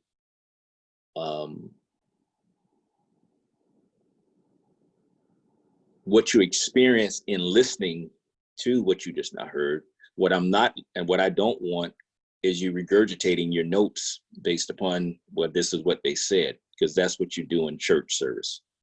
Many times someone will go back and regurgitate what was stated, but there was no synthesis. And so how to think versus what to think is about being able to process that which you heard. And if you're not sure, then no problem. Then that's when you have the opportunity to ask questions. And that gives me a chance to see if I can ensure that you walk away with understanding. Because remember, knowledge is information. Understanding is comprehension. But wisdom is applied knowledge. Knowledge is information. Understanding is comprehension. But wisdom is applied knowledge. And if you had to get away from here to learn more about, if you're getting value from this experience, if coaching is something that you think you need to actually get more of and actually get offline, recognize that that's the way that Andrea and I relationship began, with her hiring me as a coach. So if you've never been to my site, visit www.coachingwithnatescott.com. Again, www.coachingwithnatescott.com for what I actually provide in my regular walk. So to that end, let's begin by first, let me call on, actually, I won't even, let me see who's ready to, who's got something that's burning on them right now, where it hits you a certain way that you need to get it out. Go ahead, Mom. I'll just go ahead. First of all, I just have to say this book was worth every penny and more.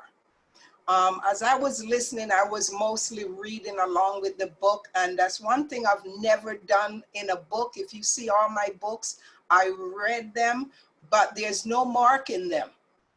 But this time I have to underline everything in yellow, highlight, and this is a book that I'm going to share with my team outside of Life is Rich, because it is very, very important, because there's some things in there that have me trembling, because think you are a leader, this book tells me I don't even know what leadership meant. And it is so rich. I have so much written down, but it would take days to really go through my notes. And like you said, you don't want us to just go by the notes that we took, but well, let me actually say, you may refer to your notes definitely to help to guide you with you giving me your original thoughts. So no problem. The part where it says the leader of a team is the primary culture of the carrier, and it talks about character, communication, and all those things, which, if you are just talking, you're not communicating. And communication is a two-way street. You have to talk some and then, listen. And that's a lot of things I'm learning, even in this Life is Rich community. I'm learning to listen more and talk less. If you want to become a reproductive leader, you've got to go to work.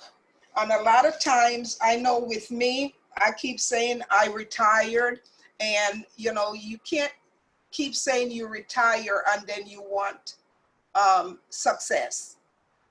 And if you're going to lead a team, you got to lead by example. So, I've gotten so much this morning from this chapter 9, and like he says at the end, chapter 9 is very challenging. It is challenging because there's a lot of things in there that I have to go back and, do differently that I wasn't doing before. So it's rich. It's a rich chapter, this chapter 9. Okay, great. And last, another thing I want you guys to come back is what, from you hearing that, what are some things that you've seen me model, if anything? Because the one thing is important is always about the assessment of the leader. And so the question is, do you see here, as you're going through this book, are you able to see anything that you've experienced with me? And if so, what? I'll start with you, Mom. Anything? I see a lot of in the book, your trait in the book, which is you when you teach something, you expect us to understand what we are learning, and that's why you come back to, you go around and said, what have you gotten of value? And that's just making sure we getting what you're saying, and not just giving us something and just think we know what you're saying. You want to make sure that we are getting it and understand what you're saying or what you're teaching. All right, great, thank you. Okay, first hand up, I see Andrea, and you guys can continue to do that. Raise your hand, go ahead and hide your mute, go on mute. If you wanted to speak, then raise your hand. Go ahead. Hey, good afternoon, everyone. Nate, thank you so much for taking us through this. So here's the thing that you said, what's the thing that came to us? The thing that came to me is how important it is as a leader, how much work that needs to be done personally as a leader in order to grow in that area. Because when you talk about reproducing yourself in other people and having the expectation of other people reproducing and teaching what you've taught, you're perpetuating whatever you have, whatever you can only teach. It's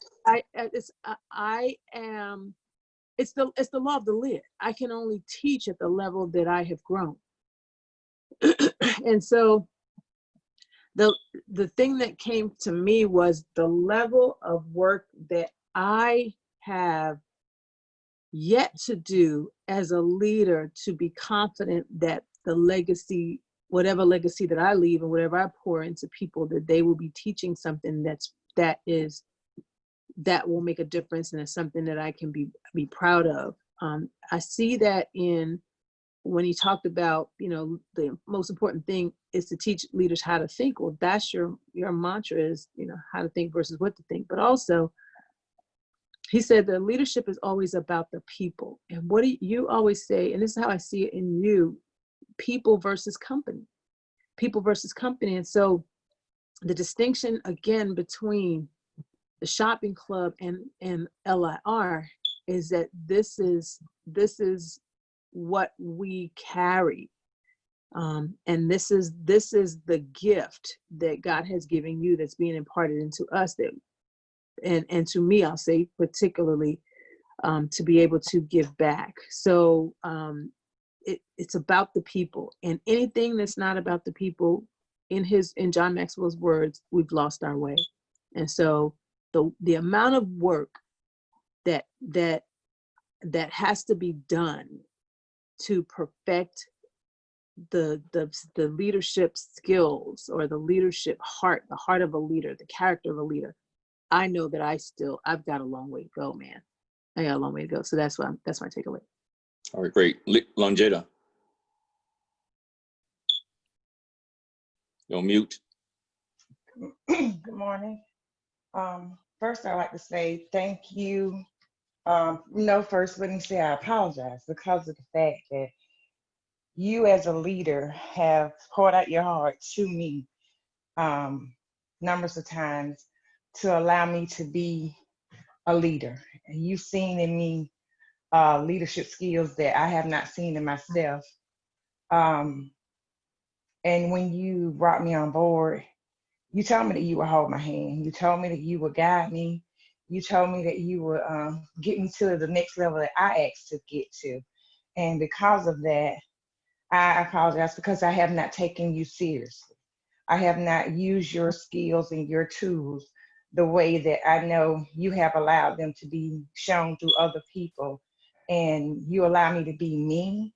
You allow me to grow at the speed that I can grow at, and not be judgmental at my lack and my lackadaisy of being the woman of God that I am called to be.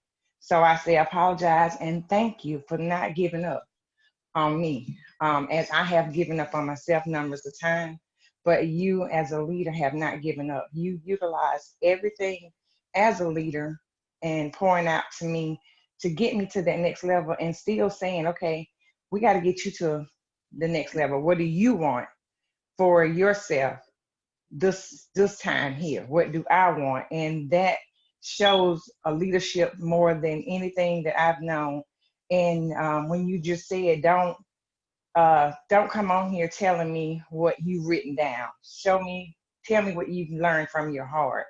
And yeah, we do sit in church services and we write down notes, and we can spit out those notes because we write them down and we can read off that paper. But when it comes from the heart, when it comes from where you've learned and you put into practice, that paper has nothing to do with what you have in your life and what you do on a daily basis.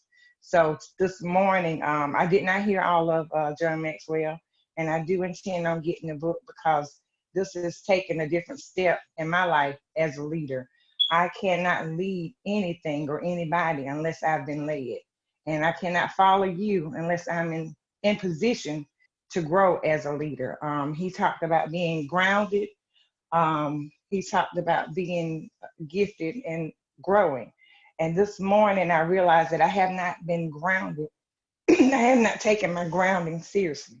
I have not put my foot to the ground and say, okay, this is where I stand and this is where I want to grow. And I do want to grow. I know that this is my time for being rooted and knowing that my roots will take a greater place in the way I've been rooted before. I don't want to be shaken in where I'm growing here in Life is Rich. I expressed yesterday to a friend girl of mine that I've learned, excuse me, I've learned so much in church through my pastor, but when Nate Scott speaks, some of the things that my pastor speaks, it lets me know that I have, it's a difference. There's a whole lot of difference that you can learn through the Bible, through your pastors, but when your mentor speaks, your coach speaks, when the leader speaks, it rises up in me and let me know, you got this. You can go further if you stay rooted and grounded in what you know and what has been taught to you. So this morning, I am ecstatic about what is being taken place through the leadership from John Maxwell and you, Nate. So I am, I keep saying that I'm putting my foot to the plow and I'm not looking back.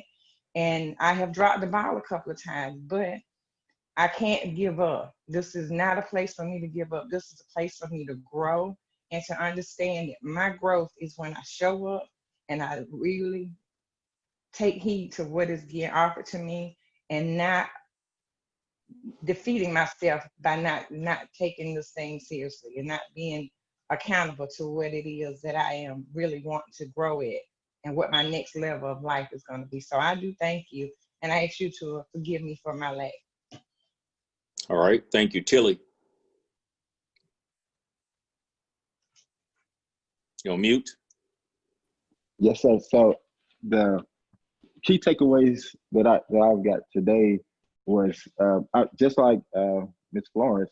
Like, so I retired. So I was a leader in the Army, and once I retired, I hit the not developed leader button anymore. Then I met you, right? And so you pour into me to rekindle that leader that I am, that especially I was in the military, and to be motivated to re-engage myself and to develop other leaders, because that's what we develop our lieutenants to be company commanders and so on and so forth. So that was so inspiring, because I just like she said, I hit the retirement button, but there's more work to be done. And that was my key takeaways, is to continue to develop myself so I can develop people to take my spot.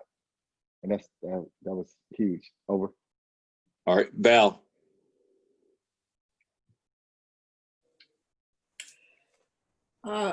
Excuse me. First and foremost, I must say there's never, ever, ever, ever, ever a dull moment with this community. I mean, you never just cease to amaze me. In this particular chapter, I've read it before, but actually going through it this morning, it just kind of hit home. I have to piggyback off of Mama Florence. OMG, I've read a lot of books, but I've been highlighting and highlighting and highlighting. But mine is in green, not so much yellow in this chapter. And if I were to, I guess, compare, for lack of a better word, your way of presenting information versus this particular chapter is when you go through and you say that wisdom is applied knowledge. At the end of the day, that's it. Because he said, if I pour myself into someone, I expect that someone to pour themselves into someone else. And to reproduce a leader, the part where he says to produce 3G leaders, and he goes into expecting them to think about people. You can't develop people without people. You have to pour into that someone else in that area where he says, no matter how high a leader climbs, no matter how heavy their responsibilities become, no matter how big their organization gets, no matter how much success that they achieve, people at the end of the day always matter. And I've heard you say, take away your degrees, take away, all of your experiences. Think about people. I'm going to pour myself into you. If you lend me your ear, I'll give you my heart. That's you, Nate. That's what you have been saying time and time and time again. And you haven't wavered from that. You have shown who you are by setting the example. So that's what I've gotten from this particular chapter. It has been absolutely amazing. It has opened my eye, not so much judging people, but it has been quite transparent as to the people I have been connected to, as to whether or not they have been leading or they've been leading followers. So that's what I've gotten from it. I'll talk water uphill, y'all know that now. So I'm just gonna go ahead and end it with that. So thank you. All right, Kendra. Yes, good afternoon, everybody. So the value that I have gotten really from this whole leadership series is really looking at and reflecting on myself as a leader. I've said before, I've always considered myself a leader, not really even understand what it meant to be a leader. And so that Strengths Finder was absolutely eye-opening to me. The strengths that I am focused on are the communication, maximizer, and developer. So as I'm reading this book and as I'm listening to it, I really have taken away the piece where he said, don't rest on your laurels. And so that I think that if I do, one little thing like, whew, that was a lot of work, and it can't be. I have to just continue to move forward in that and raise my capacity, because I can't give more than what I have. So like, what is my growth plan? And Nate, I hear you talk about personal development a lot, and your own personal development. Like, this is your personal development time that you would be doing with or without us. And that I heard you talk about, your grocery story, your grocery time story, when you would be stacking things on the, on the counter, and have your personal development, books, audio books in for that. When you go on your walks, you have your personal development in on that. The fact that you and Andrea are so consistent is really being modeled, really in my life, about consistency. Like, yeah, let me see, was there anything, not resting on my laurels, consistency on a daily basis. Oh, and then make decisions against myself. Like, I need to make the decisions, and that's one thing that I want to commit to, is just to make the decision and pay the price. Like, just pay the price, whatever it is, just push myself that much further, and not, again, rest on my laurels when, I think I'm okay. So that's my value statement. Kim Brown.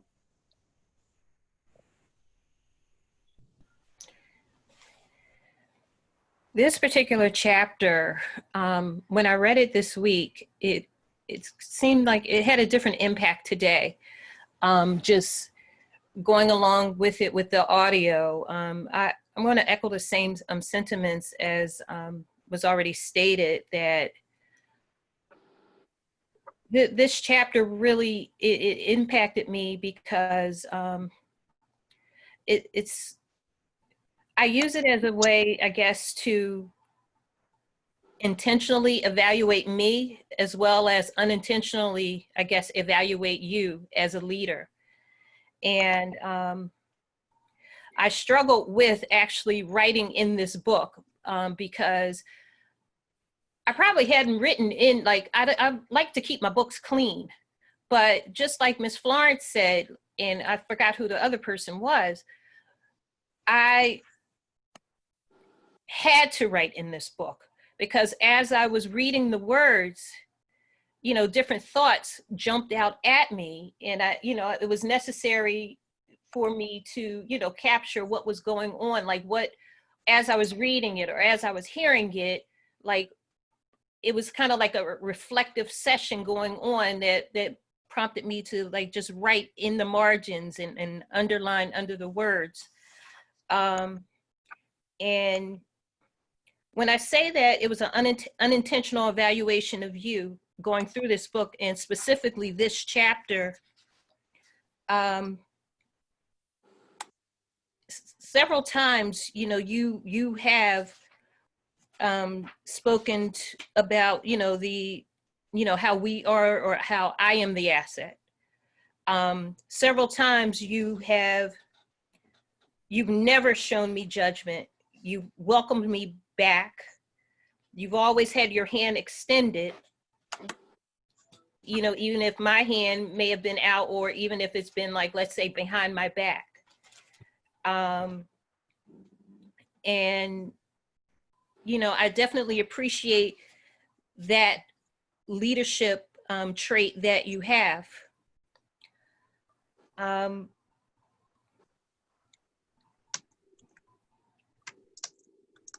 Wow. Yeah. This particular chapter, it was a lot. It was a lot. I'm going to come back to me, but overall, I would say when I went through this chapter, I looked at it as kind of like a job description, or your expectations in terms of, okay, if you're going to grow leaders, this is what the requirements are. This is what I expect. We already know what, let's say, hard skills are required, but it's the soft skills that will actually drive us, or specifically me, as a leader. And then also the return on the investment. By you pouring into each of us, or specifically me, what is your expectation of the return on your investment? You've said this all along, and you've definitely, said it again today. For us to have the mindset to want to reach and pour that same thing back into others. So, I definitely read it, heard it, and then I'll continue to look at this and determine, can I meet this task? Do I want to meet this task? How do I measure up in these particular areas in terms of, the expectations that are there?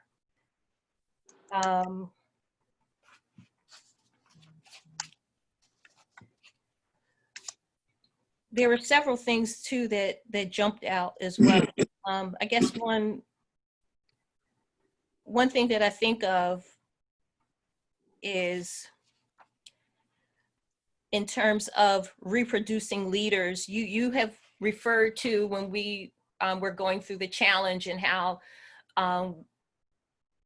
we had an individual group call, a few of us, and how you were, let's say, a fly on the wall, and you heard us going through our particular call, and how you were proud in seeing that, you know, the way that the call was run, some of the language, the parameters of the call and everything was pretty much, it modeled some of the things that you countless times had presented to us. So it's kind of like a proud papa moment, you know, where you felt like, oh my gosh, you know, I definitely see the fruits of my labor.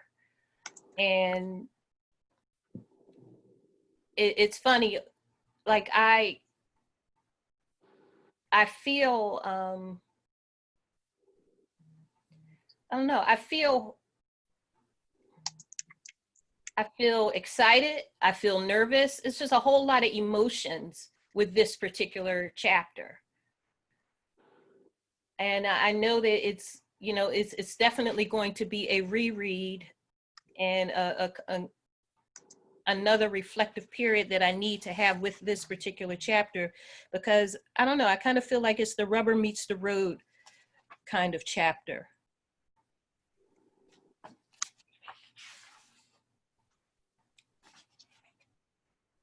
And I'm done. Thank you. Latonya.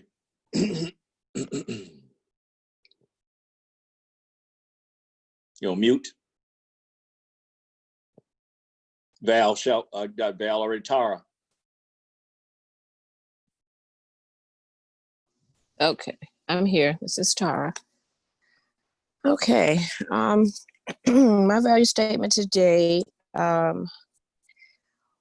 Well, I wrote down several things, but to start, I need to make decisions against myself.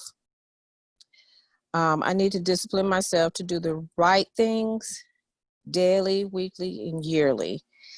And in the book, he talked about paying the price, and I jotted down, I need to learn to pay the price because something will always be paid, good or bad. And I get to decide what I pay with developing as a leader. I jotted down that I need to learn the value of developing. Okay, let's stop for a moment. Mm-hmm. You need to look up from what you're writing and stop telling me about, I don't need you to read to me.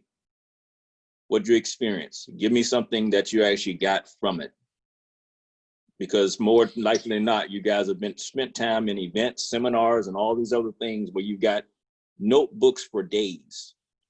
That's one of the biggest things about the information marketing world. In fact, Andrea always speaks to the fact of, she was talking to the directors when she shared read from my book, and she didn't know how to get in touch with me, and they looked in the back of the book and told her, well, his information in the back of the book. Why is that?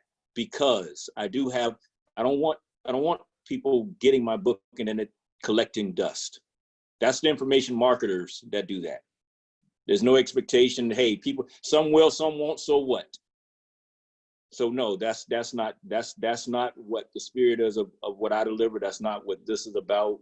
You don't give me any value when you're just giving me your notes. So talk to me about how have you been touched? I don't care about if it's just one thing.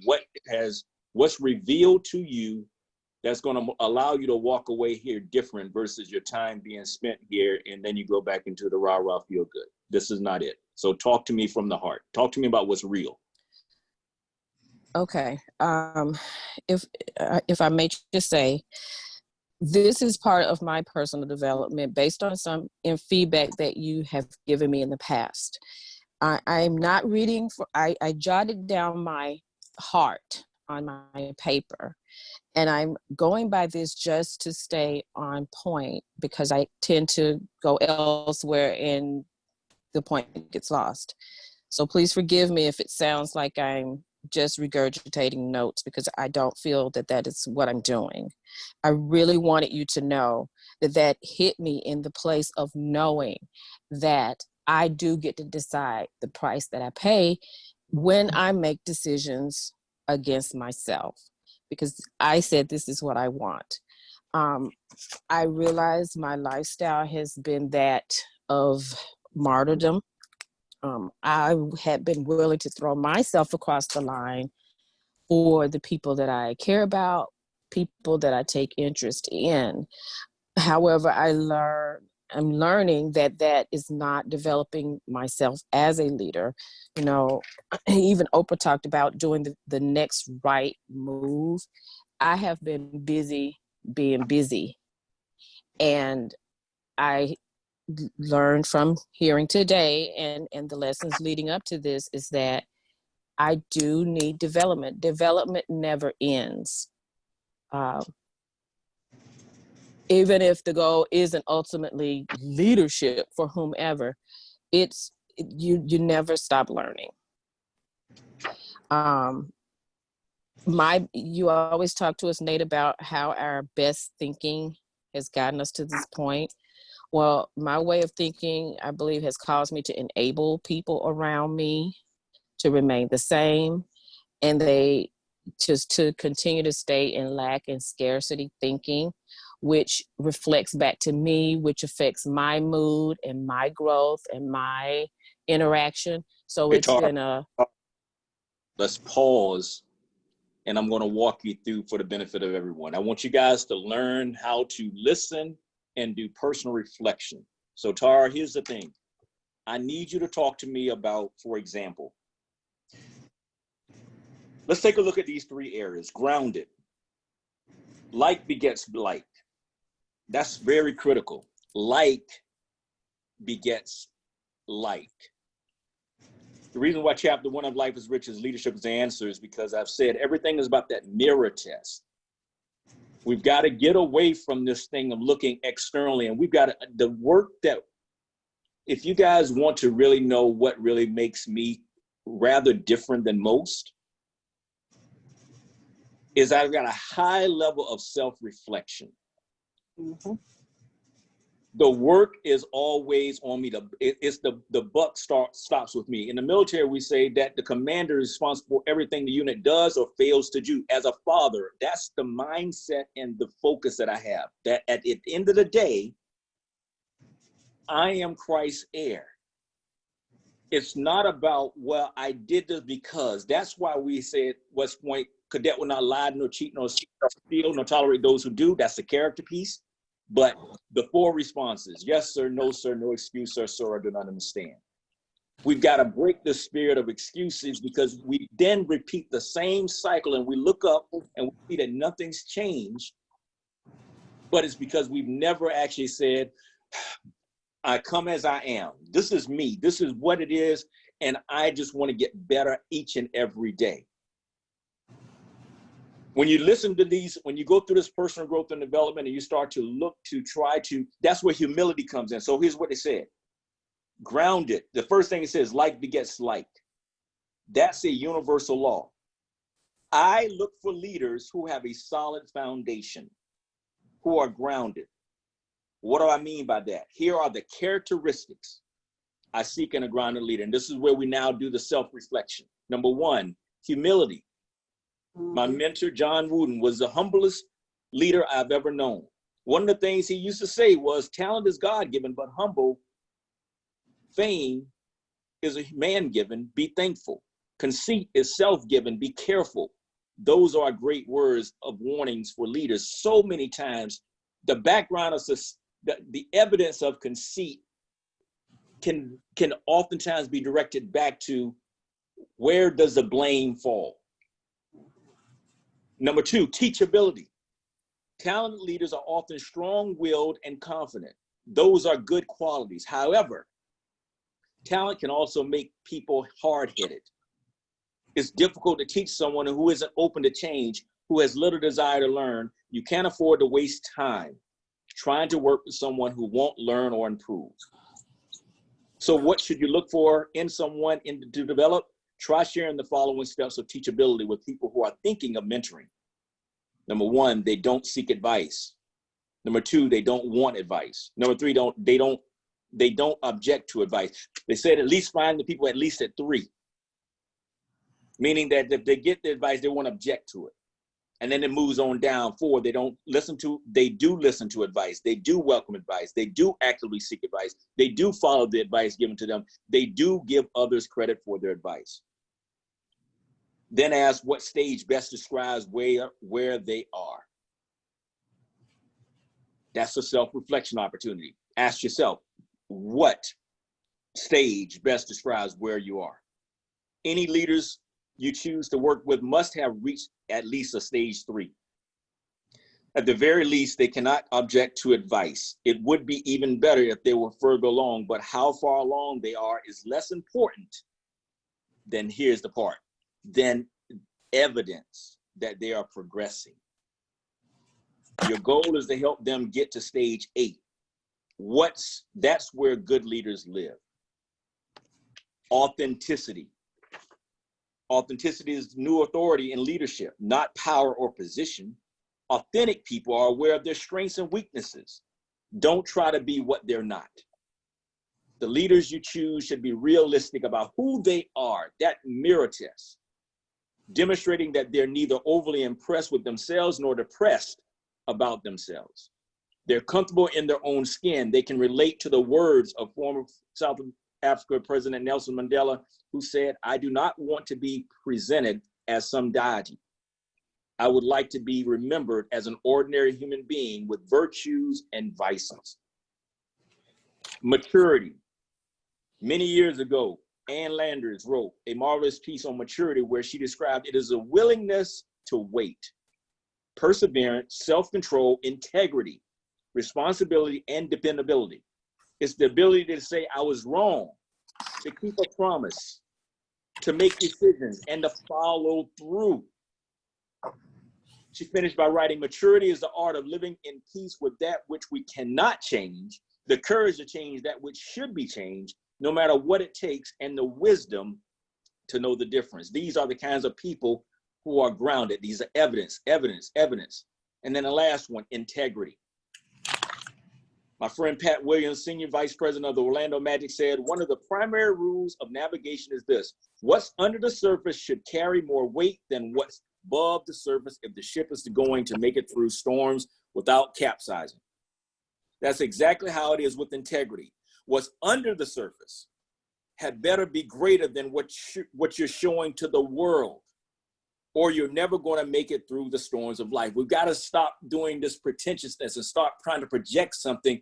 Real is real, and the stronger the leaders that you come across and the people that care enough about you, the more real they're going to talk to you and call BS when it's being given. Mm-hmm. I think of this quality as being bigger on the inside than what you are on the outside. The leaders you choose should say what they mean and mean what they say. This gives them the strength to take others through any storm they face without capsizing.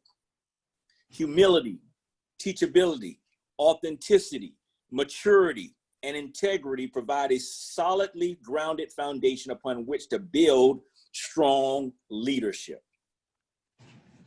When leadership development focuses too much on the how-tos of leadership, how-tos, training, and not enough on the solid core of who the person is, your heart, how the thing versus what the thing, those are the things that I drive home, the results can be shallow and short-lived, i.e. built on sand versus a rock, for you Bible readers out there. By working with grounded people and strengthening that groundedness, you can go deep and develop leaders whose inner lives are solid and strong no matter what they face. And that's important. I once heard retired NFL coach Tony Dungy say, when you're playing to win, are you going to place anyone in a position that you can't totally count on? The answer is no. When leaders are grounded, you can depend on them. And then I'm gonna go really flip over to chapter 13 of Life is Rich and show you again how this all ties back in to this importance of being consistent and understanding. The coach sees the problem, and this is on page 157. I want you to think about the last statement and think about who in your life is watching you swing. Who is your coach or your mentor? More importantly, is the person qualified to guide you where you want to go? Has a person been there and done that? My experience is that most people don't have someone to guide them, and here's the key point, and who will tell them the truth. The reason is because telling the truth can be risky. People tend to get their feelings hurt. Everyone is busy protecting the relationship, and the reality is that the relationship is often superficial or fake to begin with. My mask being in relationship with your mask. It just doesn't work very well. The problem with this scenario is this: you can't change a lie. You can't change what you aren't aware of or conscious of, and most of us are unaware of what we're doing or thinking that is producing the results in our lives. If this is the last time that any of you ever gets on a real talk or participates in Life is Rich or gets connected to me and all those things, I want you to have no question about my heart's desire for each and every one of you, my care for you, and the fact that I'm not going to give you anything to leave you off and walk into this world where I know most people will never give you what I will give to you. And that's no agenda and nothing to harm you. So this being the final session for this deal right here, before I launch into just that isolated leadership table, no, bring it right now so that I can actually serve you, give you what you need. But let's not pity patty around those things, because I'm going to call that out. Let's grow from today. But if you've been with me before and you're replaying the same story, this isn't the time. So I know that's tight, but you can't say it ain't right. So Keshel, who jumped off? Latonya, go ahead. So what I gathered from today's from listening to the story today is it kind of piggyback off of what I was talking about as far as how I wanted to develop as a leader, and it's just revisiting my expectations for doing things. The first thing he said, the thing that I wrote down, I'm just recapping, it says you have to make decisions against yourself. But what my mom used to always tell me when she saw me, doing things or working as a leader or serving, she was like, Tanya, you would do much better when you learn to serve with joy. And I didn't understand what she was saying, but joy to her, how she related to me, is when you learn to serve for Jesus, serve for others, and put yourself last. And I took from what I heard today, what my mama has been trying to teach me for years, is learning to serve with joy. This past year, I kind of developed a desire to be a leader, because I've always heard I've been in the school system for 22 years, and they would ask me, why you didn't go into the leadership academy? I said, I just feel like I'm a leader where I am. And they said, you are, but what I need you to understand is this: you've been in the system for a long time and you have a lot to contribute. So I want to keep you here, but I would be doing myself an injustice, and I know you cannot stay here. So what I need you to understand is you have to take what's in your head and put it out for others. What I haven't been doing is investing in others. I have the information here. I've been in the system long enough to obtain the knowledge, but I've never put it out there so that others can gather it. And that was on my my leadership plan. That was on my professional development plan.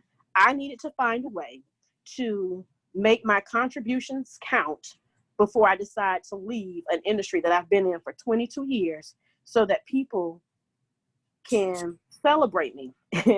Lack of maturity for me was, I don't really need anyone to celebrate me.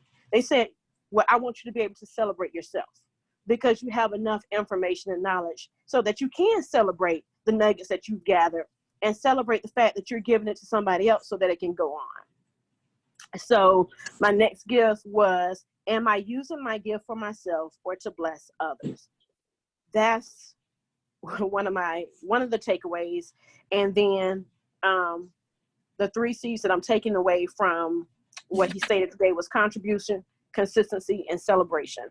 I want what I do to be, I want to do it consistent enough, not so that I just impact the industries, but I impact the 2 that's looking at me every day. So when he started talking about legacy for me, yes, legacy for others may be out in the community, but for me, it starts at home. So what I cannot do is go out and say that I'm serving the people out in the streets and contributing to them, and I'm not doing what I'm supposed to do in the house, and I'm coming home and I'm complaining about what I'm doing in the streets. If I'm going to do this thing right, it has to be so consistent. It has to first begin in my home so that they can pick up on it, and they learned how to be leaders, and they learn how to develop other leaders. And then I feel like it will carry on into my other spaces. So there was a lot of things that I can pull from what I heard today that just I mean, it fed my soul. The one thing I will say that I'm learning from you is joy doesn't have to look like a cheer and a dance. Because every time I've asked you a question, you've always come back, but it's very matter of fact and it's informative. And I think that's kind of where I struggle in education, especially in elementary education. I am not a cheer and a dance. I just want the information. And you provide the information, but you never make it seem as though it's a task or a chore for you. You do it from the heart, and I appreciate that. And that's Awesome. my thing for today. Awesome. Well, I'm going to tell you, that fed me, and here's what I want each one of you to take away. It's alignment before assignment. Leadership first with you. Character, be it. Clarity, show it. Communication, say it. Contribution, own it. Consistency, do it. Celebration, embrace it. Apply all those things first and foremost with yourself. Then if you're blessed to then have that mate that leads you into marriage, then those things are the things that's going to cause that person that you were with. So with the case in Andrea and I know that my wife respects me. She's the one that can tell the truth. The sad thing about it is people will put on a show out in the world, and then the person closest to them will say, that ain't that person. And they know they're living a lie. Then the next thing is, if you're blessed to have children, my kids, they know me. Those things don't change up. Character, clarity, communication, contribution, consistency, celebration. Those things should then be, that's that first level of leadership right there. That's the next level of leadership. It's right there with your family. How crazy it is that you go out and do all these things for all these people out, but then the family doesn't even experience that stuff. Or at least doesn't even get the first right of refusal. It's crazy to me when people say, well, they won't connect it to us and applying to this vehicle that I put people in for the purposes of applying these principles that I teach. I want you to catch that. The vehicle that you guys are connected to me via $19 a year is intentionally because I said I saw it as a way to show people how to apply those principles that I teach in Life is Rich, How to Create Lasting Wealth. I knew of the company for 14 years. I never looked at it because of how people approached me. Because they were trying to get me in. They were trying to recruit me. They were treating it as if it was an MLM. So they gave me an impression as if it was something else. But maybe it was just on where they were as leaders and what their ability to see. When I saw it and heard it, I said, wait a minute, I think this fits my program. I said, if I get people shopping online, that means they're looking at their expenses. If I get you looking at your expenses, then that means I can get you to track your expenses. And tracking is the first step to creating a zero-based budget. Why is that important? It's important because I know that finances are 80% behavior, 20% know-how.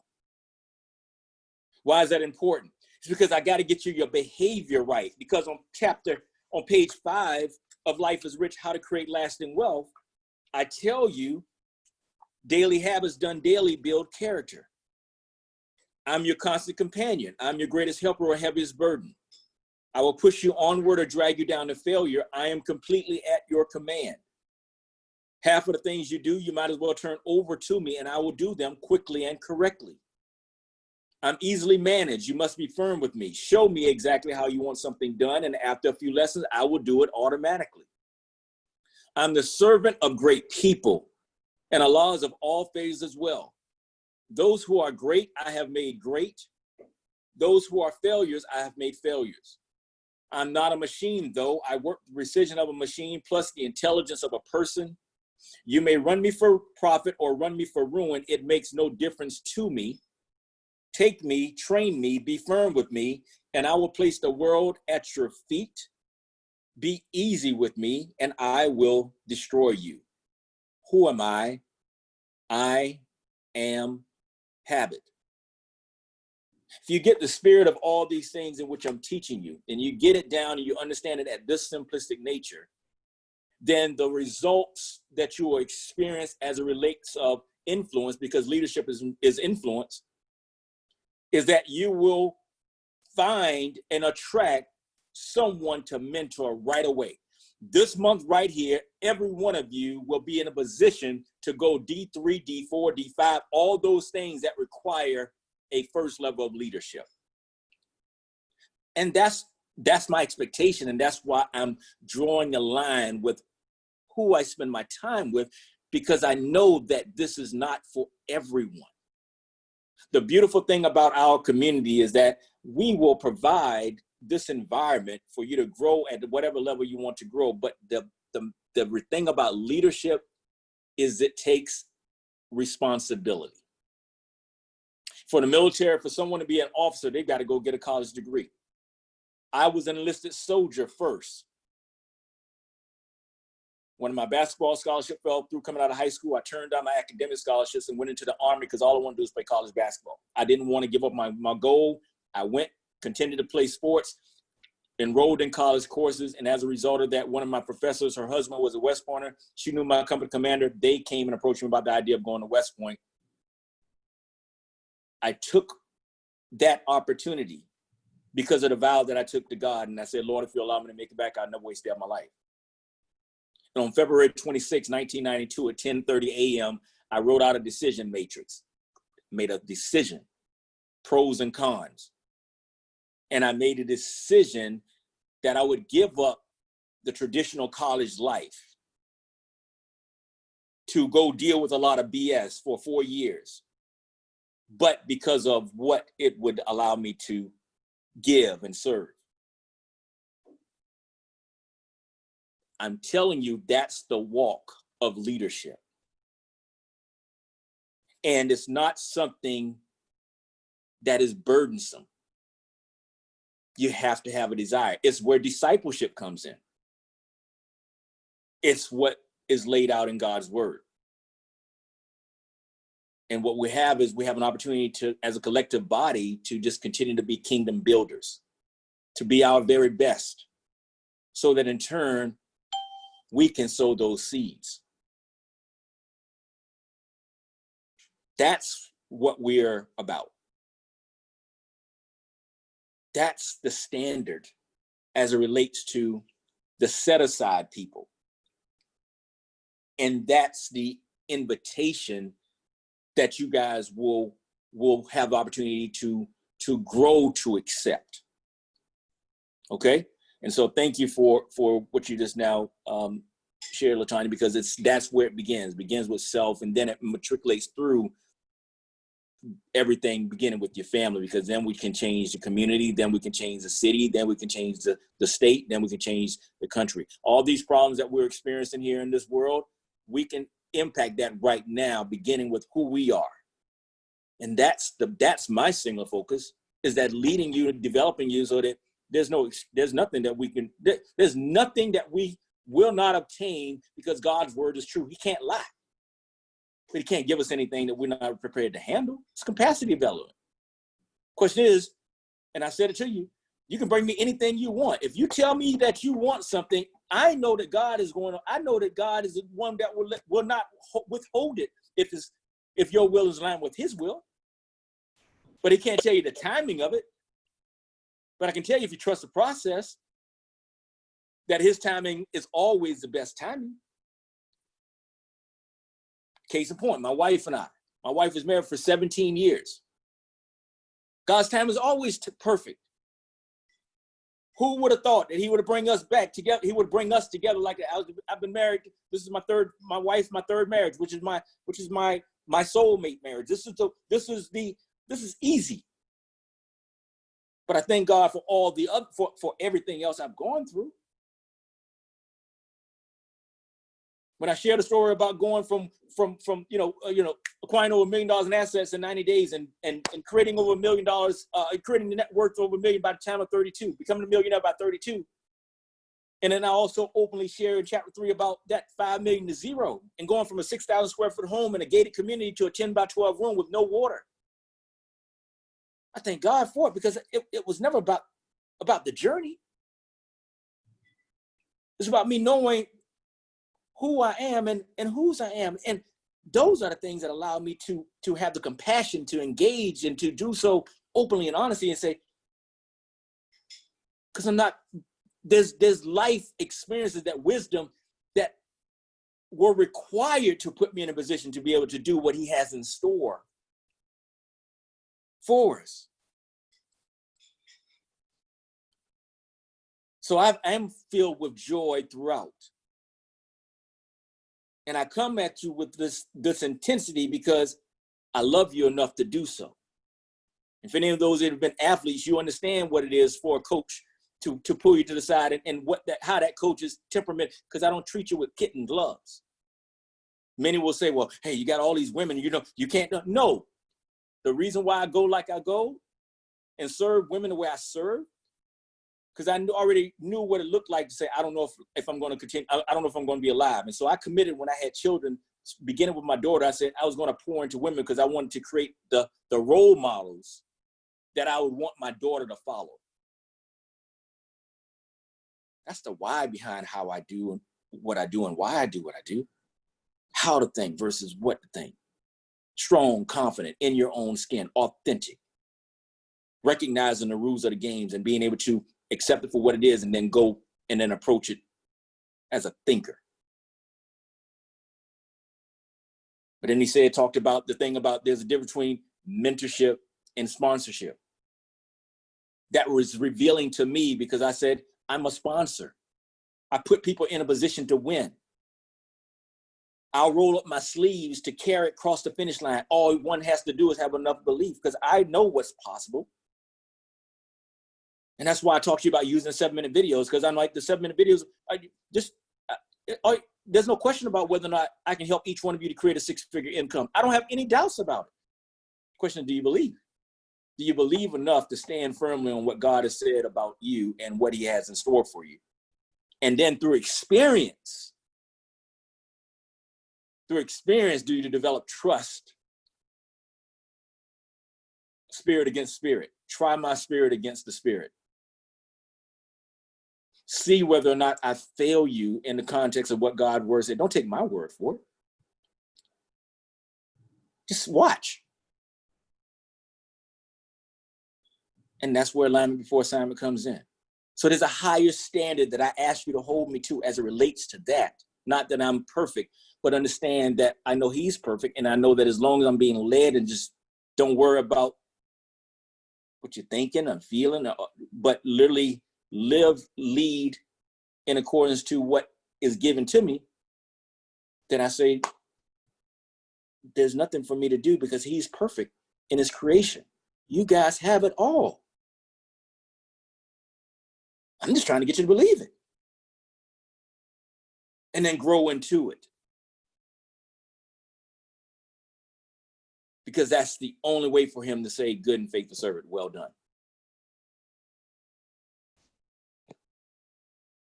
All right, get off of that. Shirley. Okay, everyone. Good afternoon to the people. As we was reading this chapter 9, and I heard so many people say that they don't mark in their book and everything, but I marked in my book. And when I marked in my book, the paragraphs, I wrote my personal notes to myself as in the third person. And also, and some of the things that that was read today, my father, which was born in March 9, 1912, he had told me some of those things. And I'm gonna get with that in a minute. But before I forget this, Nate, you can answer this question later. I want to know, when was the first time that you wrote this book? I mean, that you read the book? I haven't read this book. I read it when I said I was doing this. I was when I started. Wow. Wow, this is something, because I'm asking that because when I met you January the 1st of 2018, it's like you was pouring out to leadership in me. And that's why I thought you had read the book, because from day one, you started equipping me to be a leader. That's what I got out of that this morning. And I thought you had read the book prior to me meeting you, but you say you just read it now. That's God. That's all I got to say. That's all I got to say on that one. But anyway, secondly,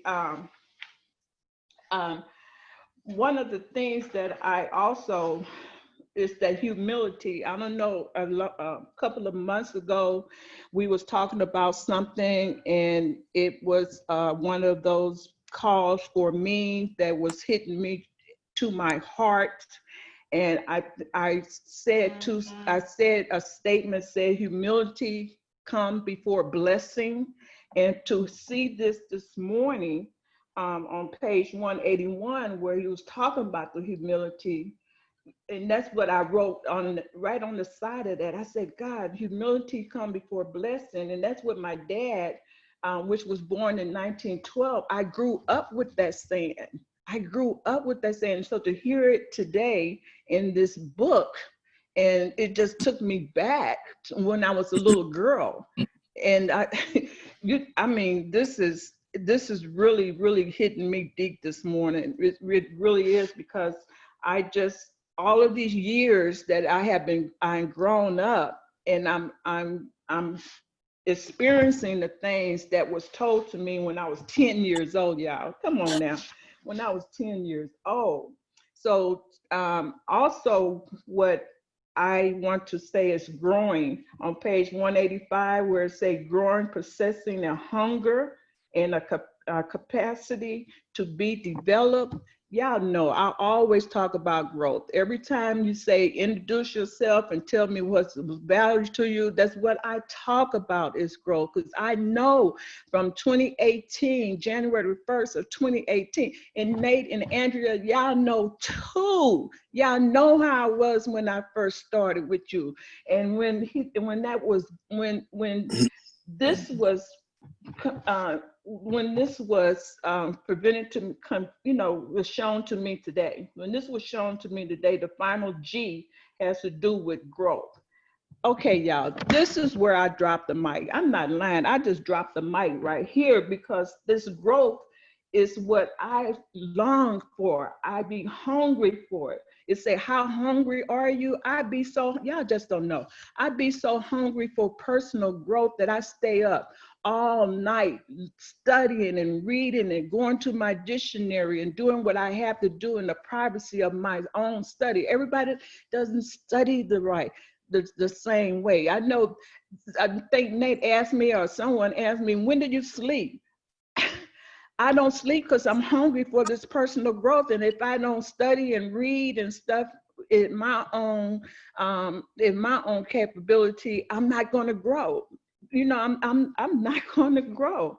So I want this so badly. I will stay up while you're sleeping, while the people are sleeping, the house is quiet. I'm staying up, I'm reading, I'm studying, I've got my dictionary, whatever it takes me to be better. A better person, a better steward, a better leadership person where I can lead others. This is what I want to do. And I'm just going to close with this, Nate.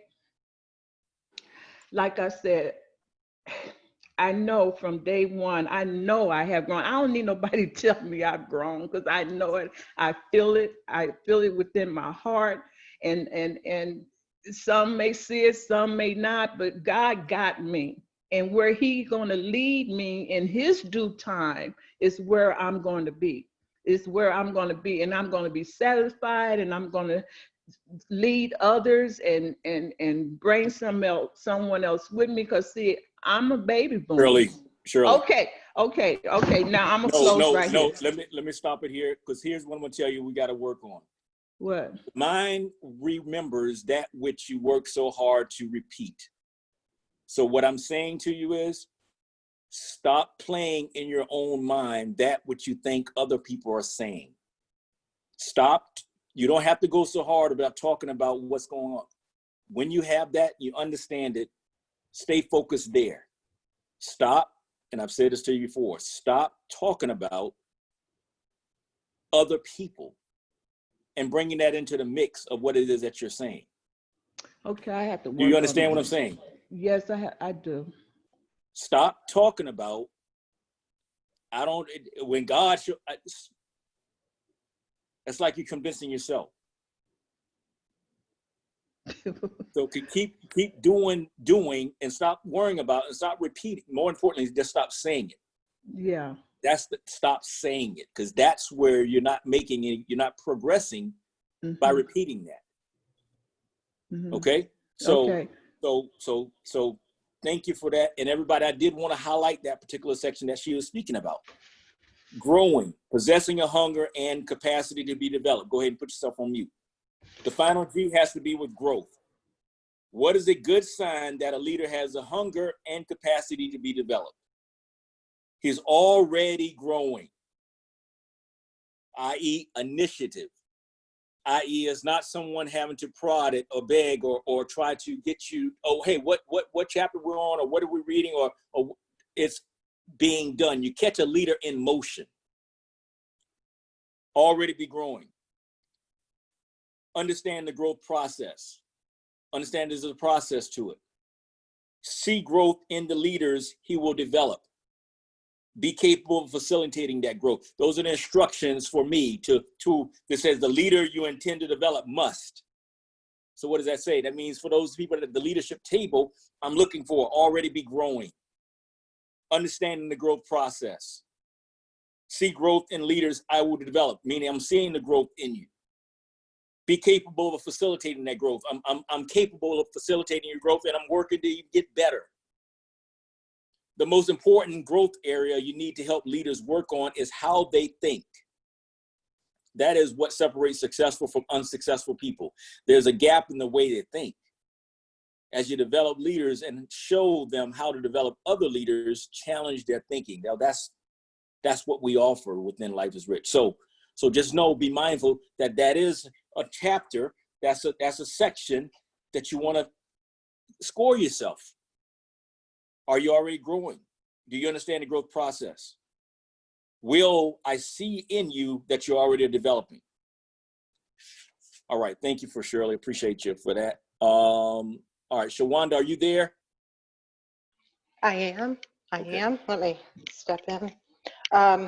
The section, the chapter today was phenomenal. For me, it's all about transparency, personal reflection. I've listened to everything that everyone has said today, and the word that just keeps coming to mind for me is reboot. As I reflect on just a transparent reflection that was given a couple of weeks ago, I listened and I said, that's where I am. I want to call myself a leader. I think that I will define myself or describe myself as a micromanager. So I will be taking time to just reflect on what I have learned in the chapters that we've gone over as a group, and to reread many sections of that book and apply it, because until you're actually, or me, can only speak on behalf of me. Good. Until I'm actually applying those strong character traits of a leader, there is no way that I can truly believe in my mind that I'm demonstrating. So the last thing that a person should want to do is develop somebody into themselves if they are not, or believe that they are, their best self. So I'm just very excited about what I've been exposed to, and taking that information and really digging deeper. I'm also going to say one of the things, and I use this a lot in education because I too am an educator. We talk about teaching children to think critically. One of the things that you just keep reiterating is you need to think about your thinking, and then be able to articulate, basically answering the question. So I will be spending even more time thinking about my thinking, because in education, as we're trying to train up to develop these young minds, if we don't know what we've got going on in our head, or the processes and the way to go about, then all we're doing is perpetuating mediocrity or poorness. So I am very excited. I'm very thankful for all of the comments that have been made today. And that's my reflection. Thank you. All right. Who do I have? Monique. Hi. Okay, so I can't be as versed as all. I don't have the book, but I do want to say that what hit me the most is teaching for understanding. I am a teacher of high school students, and there's many lenses that people look at things. Perception is one of the things that sometimes we have to all come to the same page. And when you are giving examples to help people understand structure and building of character, I think that is something that a leader should see in a leader. I have been dealing with a lot of principals who feel that they are leaders, but this chapter, from what I heard, gave me the understanding of why I may be out of tune with certain leaders because of the structure that they've developed. They are not developing it around people, they're developing it around numbers. And when you develop a number sense instead of a people sense, you kind of lack the character that you need to be a leader. So even though I never vied for like being a principal or a leader of that nature, I do know that loyalty and character within a person can help others kind of trust that leader to, so that when that leader is trying to show by example, there is not a lot of backlash, but they lean more toward understanding. So yeah, that's all I have to say right now. Awesome. Great. Thank you. All right. Help me out. I didn't get it. Kim Foster. Yeah, I think you're right. Yep. Okay, so here again this week, just as last week, I have been completely arrested by this chapter. I ain't gonna be crying like I was crying last week though, but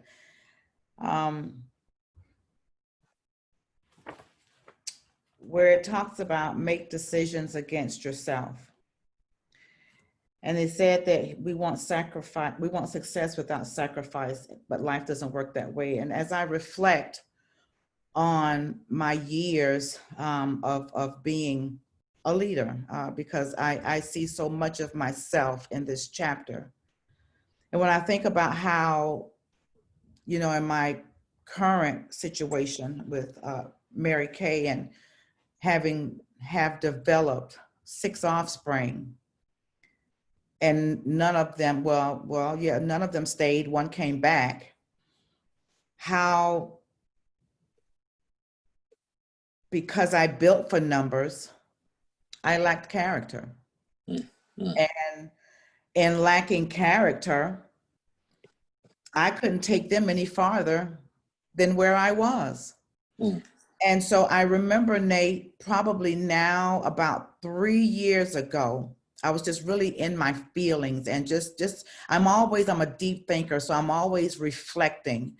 And I called each of them and apologized to them for not being my best, for allowing others to somehow influence what I thought, what I did, even though it went against what I really felt and knew, if you can understand what I'm saying. And it served me wrong. And so, I wasn't really willing to make the sacrifice. Somewhere in this book, it talked about resting on your laurels once you get to a certain point. Man, I thought, I was almost at 8 offspring. Man, I'm about to be that girl. And I wasn't about to be nothing, because I did not possess what I needed for future growth. Not even just in myself, but what I'm saying is with them. And so this has really arrested me, because I can see then where I went wrong, and I am not willing to make those mistakes again. It talks about teachability and how talented leaders, and I'm not patting myself on the back, but Nate, I am talented.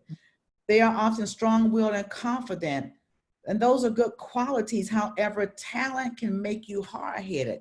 Nate, I've been hard-headed. I've been hard-headed, not just now. I was hard-headed back then. And as a result of my hard-headedness, it's no way my true talent and everything that God has gifted me with can show. And I mean, that saddens me. I can't remember what it was, but you had asked me a question or something about what we're doing. And I said that I'm saddened and I'm excited. And when I think about all the years wasted and me not really taking advantage of being the best that God created me to be, it saddens me. What gives me joy is that I have now. And I am all in. You know, one of the things that I will say about you, you know, and even as it relates to church, you know, some pastors, they say what the words say, and even for a minute, Nate, they may live that thing out. What I like about you is your consistency in living out and walking out what you talk about. And I can remember 4 years ago sitting at the table at Cracker Barrel with you. You know what I'm talking about. I mean, I was hot as fish grease. But even then, Nate, you were consistently being consistent about what was truth. And when you are consistently consistent about what is truth, there's no wrong about that. There's no, you know, it just is what it is. And you can either like it or leave it. And you're consistent. You say a thing just like Shirley say from the beginning. You just are what you are, and so much of what you are, in fact, everything of what you are, right? Even from your book that was written years ago, you know what I mean, is showing up in this book of John Maxwell. And this is a new book, you know what I mean? So it really is who you are. And I am just open, as I said, to being better, to being authentic, to being everything that I need to be, so that I get the results, the authentic results. And like Tanya said, man, right in my house, you know, that I can get the authentic results that I so desire. So thank you. Awesome. Thank you. All right. Wow. So now I just dropped a note in the chat to simply say that if you're ready to take the next step, if you have a desire to grow as a leader, you can text leadership to the office number, the 904-204-0846. You can do that, and then that's just going to put you into the community in which at least I know where to pull people from when it comes to seeing people grow up to my actual leadership table. Initially, people in my leadership table are people that may just be there just because I got you started within the Life is Rich community. And so you're going to have a grace period, if you will. But like I said, this is about putting my time into the energy, into the people that are at that place to show that they're growing and they're ready to move to the next level in life, to live in fullness every day. Because what I'm looking for those that I can hand over that which I do, so that in turn they can be the champions of this this body of work, to embody and to protect the culture. And the culture drives everything. And so I'm excited about what is to come, what's going to be birthed as a result of this singular focus. But let's go around the horn for anything about just how this experience has been for you. And I may circle back around later on and ask you guys for your testimonials, similar to what we did with the Life is Rich Presents Financial Peace University. But for now, any questions that you have, if not any questions, then just give me your your closing thank yous for this for what we've been able to do, what we committed to do over these last 4 sessions. So let's begin with Val Shelton.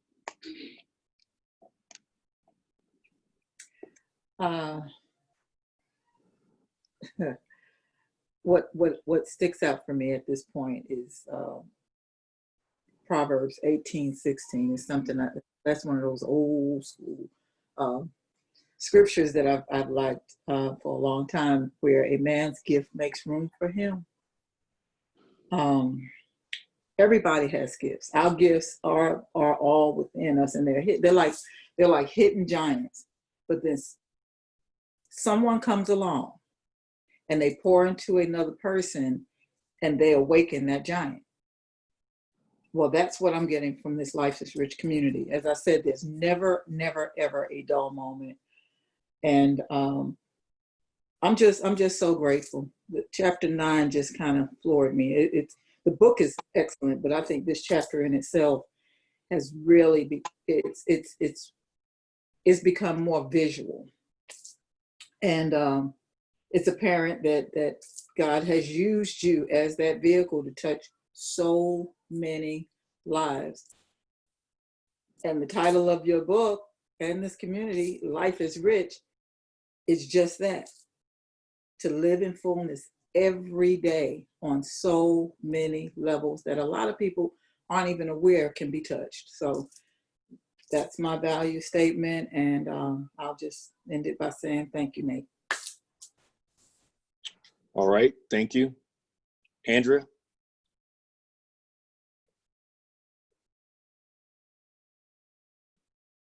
You're on Yeah, mute. I got it. Thank you. Thank you, Nate. And thank you to everyone for your, for all that you guys have shared. And knowing many, if not all of you guys in some capacity, it really just listening to you guys share transparently your statements of growth, your statements of what being part of this community really has meant to you. I think, Hey, Andrea, yeah. just as a reminder, I just handed over to you so you can facilitate the rest of them. But Val was the first one to be closing out. Val was the first one. Okay, got it. So what I would love to do, because Nate really, when he talked about, the respect that he has from me and how, our relationship is and how we were positioned to come together for such a time as this. It's just such a blessing to, quite honestly, you guys, to be very transparent. I've never met anybody like him. I literally don't know where he came from. And I often asked him, and I said, Nate, where did you come from? I've been around a lot of wealthy people in different walks of life. I've been in all different types of rooms, so to speak, from, an entertainment background and experiencing that, to corporate, to entrepreneurial, to, having the ear of top people. But this guy, as you guys can attest, is just a different, and I keep going back to what Deb said, he's an angel that walked among us. And for those of us who are tied to him in this vein, I think for the people who have had an opportunity to be exposed to him but didn't really get it, it's kind of like those entertaining angels unawares, but they didn't understand. Like Neo from what's that movie? the Matrix, right? It's kind of like he is that guy, and that God has used to, that God is going to use to really help to transform all of our lives. There's always got to be a catalyst. There's always got to be someone. And he raised his hand at the age of 19 and said, when he said, and I mean, I often, because you guys don't see what I see and hear the conversations that are outside of Life is Rich. You don't watch him when he's on Zooms with his with his West Point,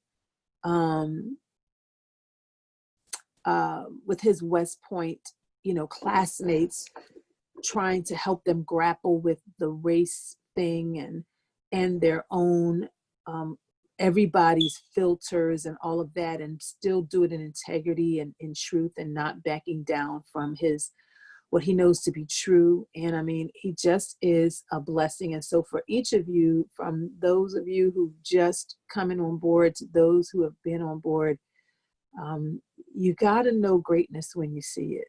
And I remember, and Kim Foster been with me over 20 years. My mom's been with me for all my years. I remember thinking to myself when I hired him to coach me, I just really wanted to be in his space. I wanted his molecules to just, like, his brilliance to just by osmosis, to just jump on me. And I didn't realize that the walk that he walked, that God was calling me to a higher level of accountability, performance, all of that, to be his quote unquote partner, equal, the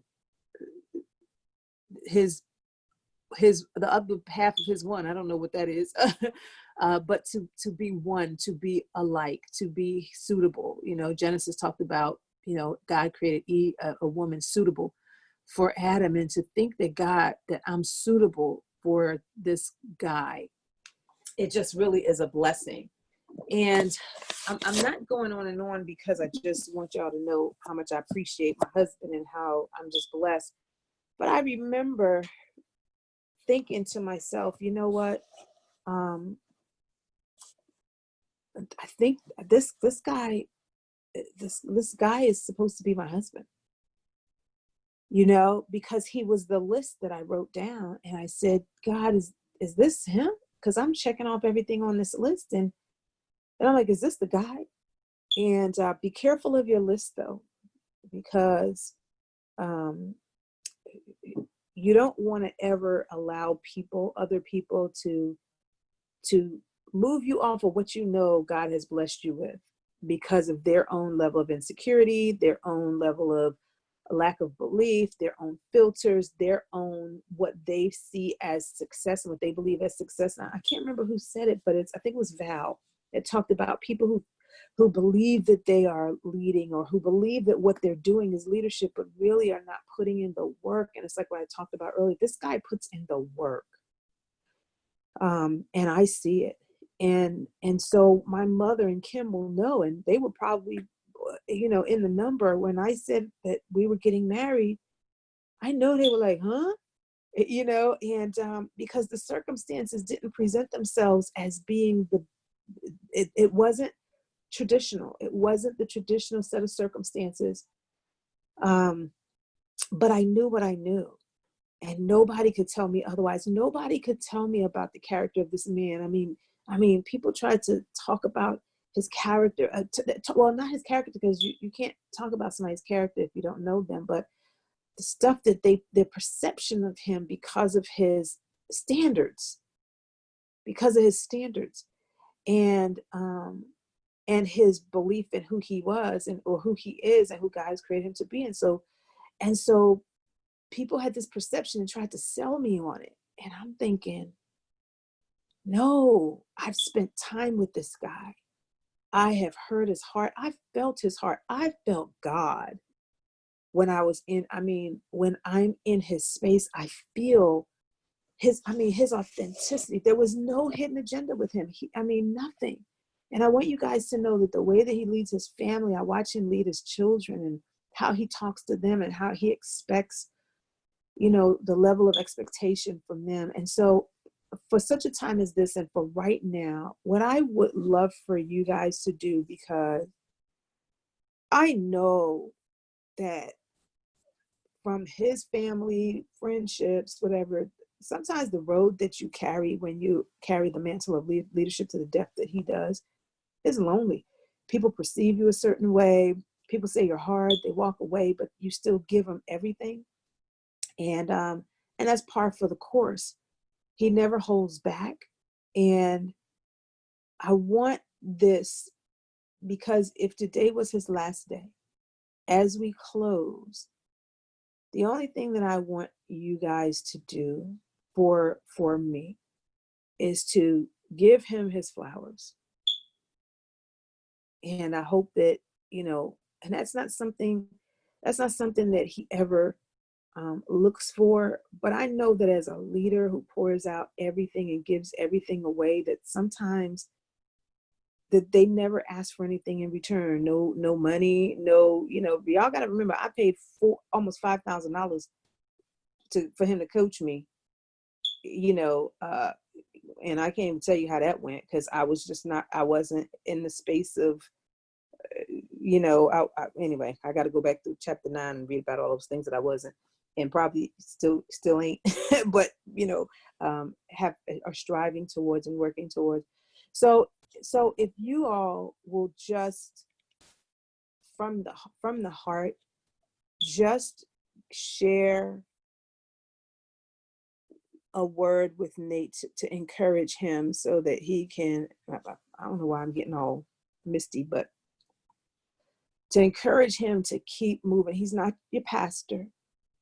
You know, there ain't no anniversary. There ain't no, you know, there's no nothing. The only appreciation that he gets is to see us changing, to see us growing, to see us moving, and to see us taking what he has taught us and putting it into action, the evidence.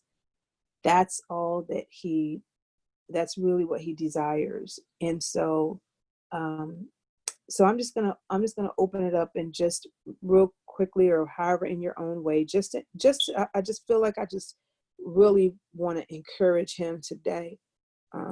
And so I'm going to start with just the people that are on my screen and where they are. And so Sharwonda, you're first up. If you can come off mute. And after Sharwonda is Latonya Fleming, and then Kimberly Brown.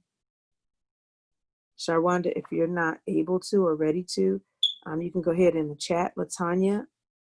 And again, you know, you don't have to know him, but you've experienced him. So Latonya, go right ahead. Okay. Well, I would like to tell Nate thank you, simply because I've only been with you all for a short period of time. And today was my first time on the call for Saturday morning. And like I said, I was just empowered to continue the process because of his teachings and the spirit he has for teaching. I was talking about misty-eyed, and Kim was talking about she didn't want to cry. I cried maybe the first 10 minutes of the book reading, because it hit home, and I wish I could have been a part of the other sessions. Everything that I've heard, everything that I've experienced are things that are aligned with, I think, the direction of my life, simply because it's just, he's repeating what everyone else has been telling me all year. And it's easier hearing it from him, simply because it's not like he's my principal and I'm his teacher. He's just someone doing it out of the goodness of his own heart, but the message is the same. So I just want to say thank you, and I'm really looking forward to what's to come. And just again, thank you. I'm very appreciative. I'm very grateful, and I'm ready to move. Wonderful. Thank you so much. Sharwonda, are you available? No? I There you go. am. I All right. am. Okay, and I'm navigating this. I don't do this very often from my phone, so give me the question so that I can respond. You're good. So what I was saying is, in your own words, to share with Nate. This is kind of like give him his flowers while he can smell them, and just to share your appreciation for, not just the material, but just for who he is and what he has meant, being tied to Life is Rich because of who he is and what God has put in him. If you would just to encourage him to continue to keep doing what he's doing. I am. And for those of you who have heard me, I am a person of many, many words, but I am working on just thinking and reflecting and giving the meat that people need. One thing that I most appreciate about what I have learned about thus far is the transparency. I love the transparency, and I love the fact that the term accountability is defined through how he does what he does with regards to what I've received. So I thank you for, counting it not robbery to have those crucial conversations, and they don't even have to be long, but letting people know, and I'm speaking on behalf of myself, areas that if I improve upon or if I stretch on, I can be a better me, a better leader, a better person, truly fulfilling the purpose that God has for me. So I thank you for being the man of God that you are, and guiding us by those God-given principles and words. Thank you. Awesome. Thank you so much. Kim Brown.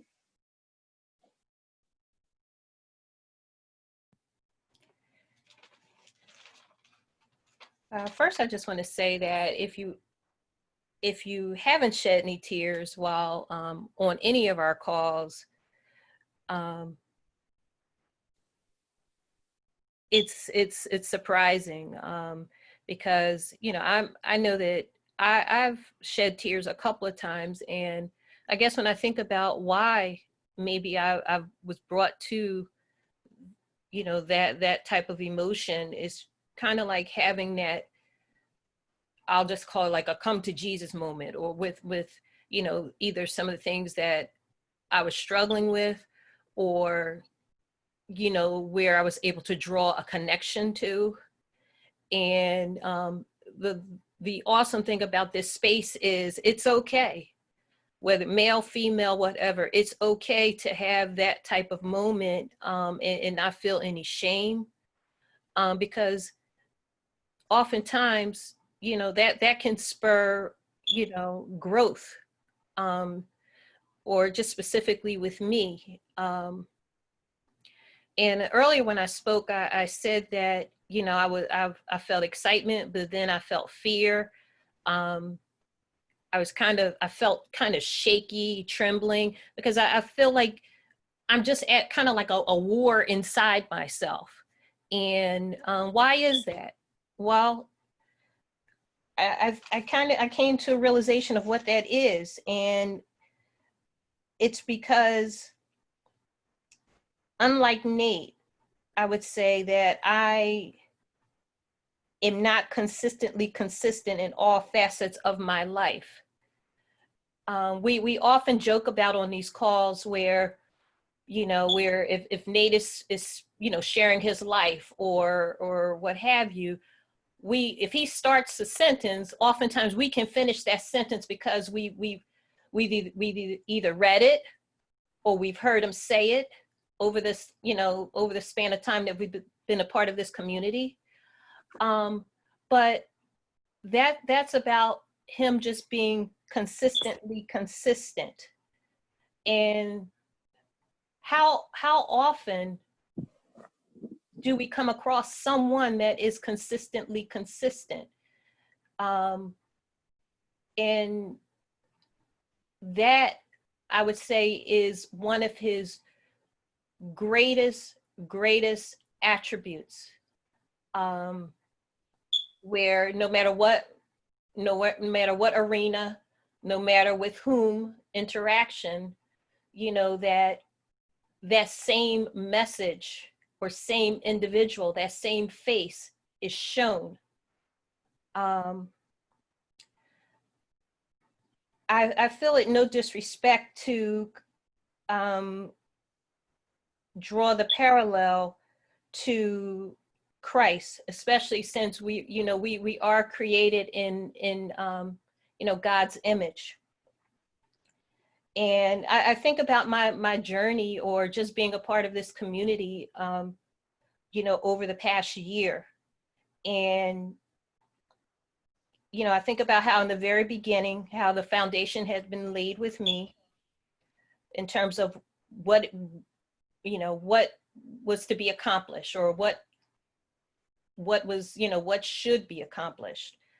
The developmental period of, how just working on me. Well, that's been an ongoing process of him just having the patience, of him being non-judgmental, of just him just always letting me know that you are I am the asset. I am here. Raise your hand if you need me. I will be here for you. Him working with others, let's say, working beneath me, and say, Kim, just focus on you, focus on what you need to do. I will help. And then here we are at this phase in this process of taking this whole thing to the next level, leadership development. And the funny thing is, his patience through this whole year, I don't, Andrea, I don't know what it could possibly be like living with him. And I don't mean that in any disrespect or mockery or anything like that. But I know I've even said it to him, like, oh my gosh, do you ever sleep?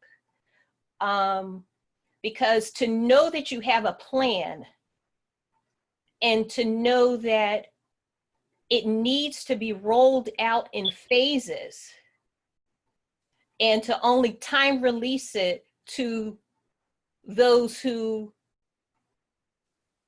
want to be part of the plan, say that they are engaged. You give a little bit, not give too much, because you realize in your leadership that I can tell this, but they may not be fully able to grasp it, or fully, just able to just conceptualize it. So I'm going to get the ground firm, and then get, and develop to a point, and then I'll roll out the next phase of the plan.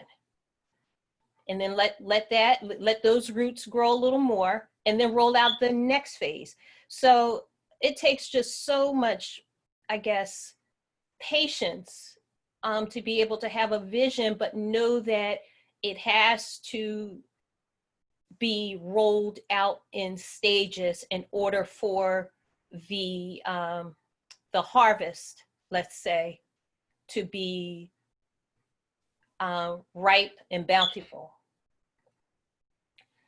And then I guess to sum it all up too, I think of it's not the final part, but the stage that we're in right now, I think of like the ascension, where, Christ had worked with the disciples, poured into them, and said, okay, I must go. And, there's some fear, there's some apprehension, but then there's some excitement, because knowing that the mission has to go forward. And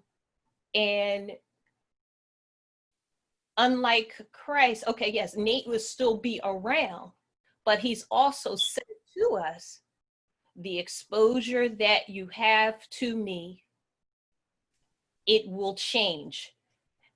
Throughout this whole process, he's at different stages, he's always said, the access that you have with me will change.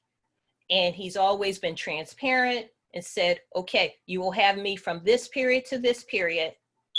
And then boop, that part's gone. And then we're in the next phase.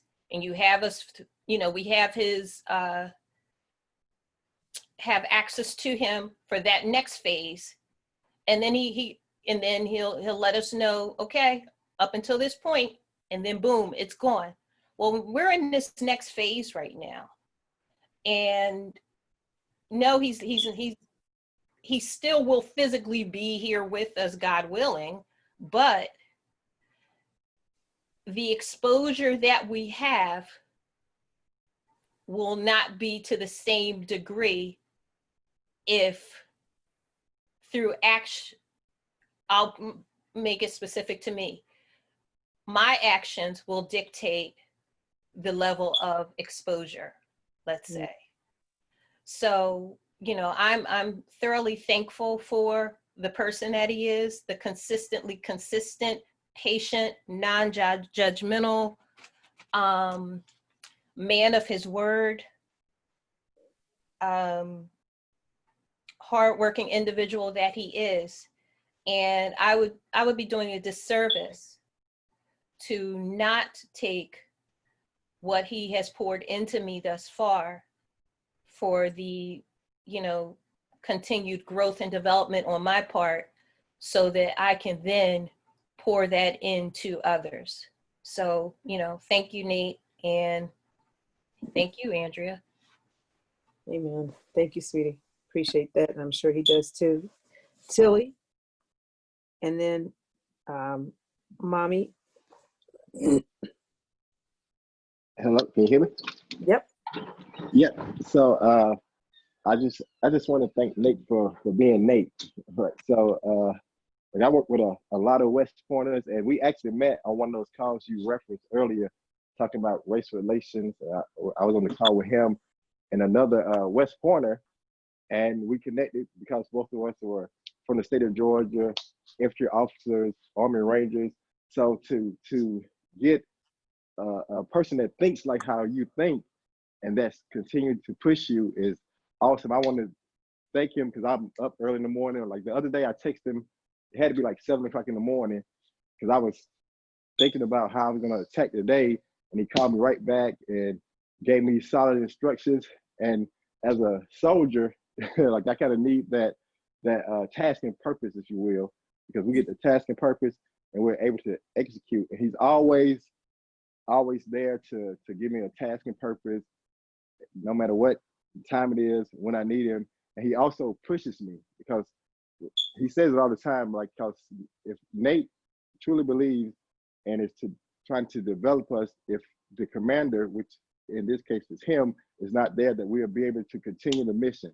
And that's so awesome, because that's what we want to leave for our kids and everyone around us. If I leave today, will my kids continue to save money and do the things to leave to their kids and my grandkids? So it's awesome to be a part of this community, because you, no matter where you think you are, you're continuing to grow. And I think we all still have to grow and get better so we can continue to develop others around us. So it's awesome that he does that every single day. And he sends me the reminders, because my mind slips, and he sends me question marks like, where you at? And I'm like, oh, and I jump on the call. So that's the accountability part that we talked about the other day. So I'm enjoying it, and I'm getting everything about it and working on me becoming a better leader. And that's all I have. Awesome.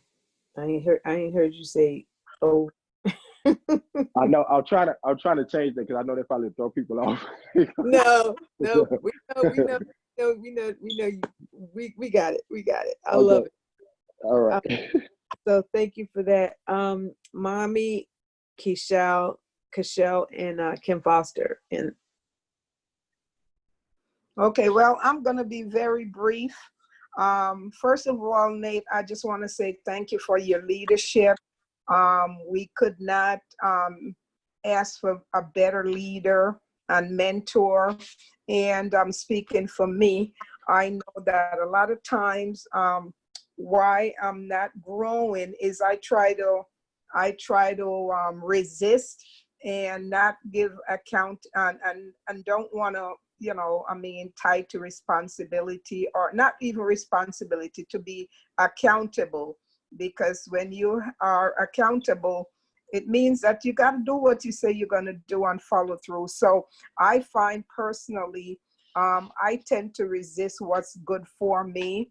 And that's back to not having accountability, want to be on my own, want to do things on my term. And to be a good leader, there are a lot of things that have to be changed. And I know that I am improving by just showing up on a Saturday, or mostly on Saturday, because it's like we get a lot of teaching on Saturday. So Nate, again, I want to say thank you very much for your leadership and continue. I mean, you're tough, but you know, that's military. So we just have to, Kim and I just have to get used to that military style. Thank you. All right, thanks. I'm gonna let him deal with that whole tough because of the military. He's tough because that's how God created him. And it's not even tough. You know, I used to say the same thing, but it's the standard, you know, and when you're not used to standards, anybody, it's no different than thinking, you know, when I was a kid, Mom, and I would be like, oh, I can't go nowhere, or oh, I can't even go out the gate. That's so, you know, whatever. And I just thought it was unreasonable. But growing up, now that I'm an adult, I look back and I understand why you and Dad, you know, had such tough love or toughness, you know what I'm saying? So it's the same concept. So all right, so Keshel, then Foster, is that what I said? Okay, I am very thankful and grateful that I have met over time, over Zoom, Mr. Nate Scott. I mean, when I first encountered, I was the type of person that would run from, you know, someone that corrected you. And like I said, he has that solid correction, but it was necessary for me. I thought, you know, I was like, well, I'm just not going to call again. You know, that was like, my feelings was hurt, but I got over it. And then I heard the spirit of the Lord say, no, that is what you need. I've always been the person, I'm in a comfort zone. So I'm learning to get out of my comfort zone. So being a part of this community has, you know, pushed me to get out of the comfort zone. There are a lot of things that I desire as a leader. And there is, you know, there's a process to get to where you need to be. The word that I kept hearing, and then it appeared on a flyer with the Leading Ladies Call, Becoming. I just say that I am becoming a greater leader, and becoming, you know, there are a lot of things with the word becoming. I had to look at self and think, you know, how do I want to develop? So, you know, being a part, Nate pouring into us the way that he has allowed me to see, okay, this is good ground. This is good. This is good not only for my spirit, but it is also good as a leadership piece. It's also good, you know, that we come together and he just pour and pour and pour. And, you know, I often thought back to, I said, well, wow, God, when did he just decide? You know, I was even drawn to the title. I think when I kept receiving texts, I never would respond. But then one day I reached out and I've been connected ever since. Life is rich. And I was like, wow, it spoke to my spirit to say life is rich. And to now see him unfold the meaning behind it and what God has given him, it really has just, you know, I'm zoomed in. I'm just, you know, just looking at him, you know, in a whole different light. I had to get past that voice that was, you know, so solid. And I had to really hear him, like I said, I was drawn to his spirit, you know, to find a man of God that speaks and lives it, and he's doing it. And, you know, talk about the word manifesting. Oh my God, it was, you know, it was just amazing. And then the financial piece. Every time I think about spending, every time I think about, you know, going a certain way in finance, I'm like, no. you're getting out of debt. Don't do it, you know. So, you know, just thinking all the things, all the nuggets that he has, all the seeds that he has, you know, placed inside of me, it is developing, it is growing. And I thank you, man of God, for, you know, just being, you know, just giving with no motive. You have a lot of leaders that, you know, it's a motive for them. They're doing something for this or that, or they want you to go in the front line and do this and do that. But I thank God for your transparency. I thank God for y'all truly being Black love. I see the love in your marriage. I see the love when you talk about business. I see the love when you talk about God. I see the love when you talk about family. I just see all of that. And for that, I'm so grateful. And I thank God that I did reach back out, you know, to be a part of this community. I'm looking forward to being a part of the leadership development going forward. I'm just excited about my maturity and my growth and personal development, and even in my finances, in my business. I just thank God for you guys. And I do have my book. I went when I jumped off for a second, so I do have my book. So that's my sum up of Nate. Thank you. I wish we had more leaders like you, and I thank God for you guys. Wow, thank you so much, Keshel. Kim Foster, then Monique and Lisa. Okay. So Andy, you said it earlier. I've been with you for 22 years, and so I know firsthand the beginning. And I thank Nate for staying with us. I don't know how to do it. Yeah, somebody, mom, put your phone on mute. Mute your computer, Mom. Okay, Kim, I'm sorry. Okay. No problem. Mom, you're not muted yet. Nate, give me the control. Okay, there you go. Thanks, Mom. Okay, go ahead, Kim. I'm sorry. We didn't hear what you said, so go ahead. So you said it earlier that I've been with you for 22 years, and so I know firsthand the beginning. And I'm grateful to Nate because he stuck in there. I don't know how he did it, except to say that it wasn't him doing it. It was what God had placed in him, and it was God giving him the ability to stick and stay with what he knows to be true. And not everybody can do that, you know. And I mean, I've had my bouts with Nate, my own negative thoughts, and I am just thankful that God opened my eyes, like for real, and helped me to understand, helped me to know, like with a capital K, that this is my next level. This is my next level. And so I say thank you to you, Andy, for staying, because going against everything you thought you knew, going against everybody, like you knew what God was saying to you, and you did that thing. And it wasn't easy, but you did it. And so to you and Nate, what an amazing example you both are of knowing what you know and doing it, not deviating, not being so consumed with what others say or with what others think. And to Nate, it lends credibility to him saying and meaning, mind your own business.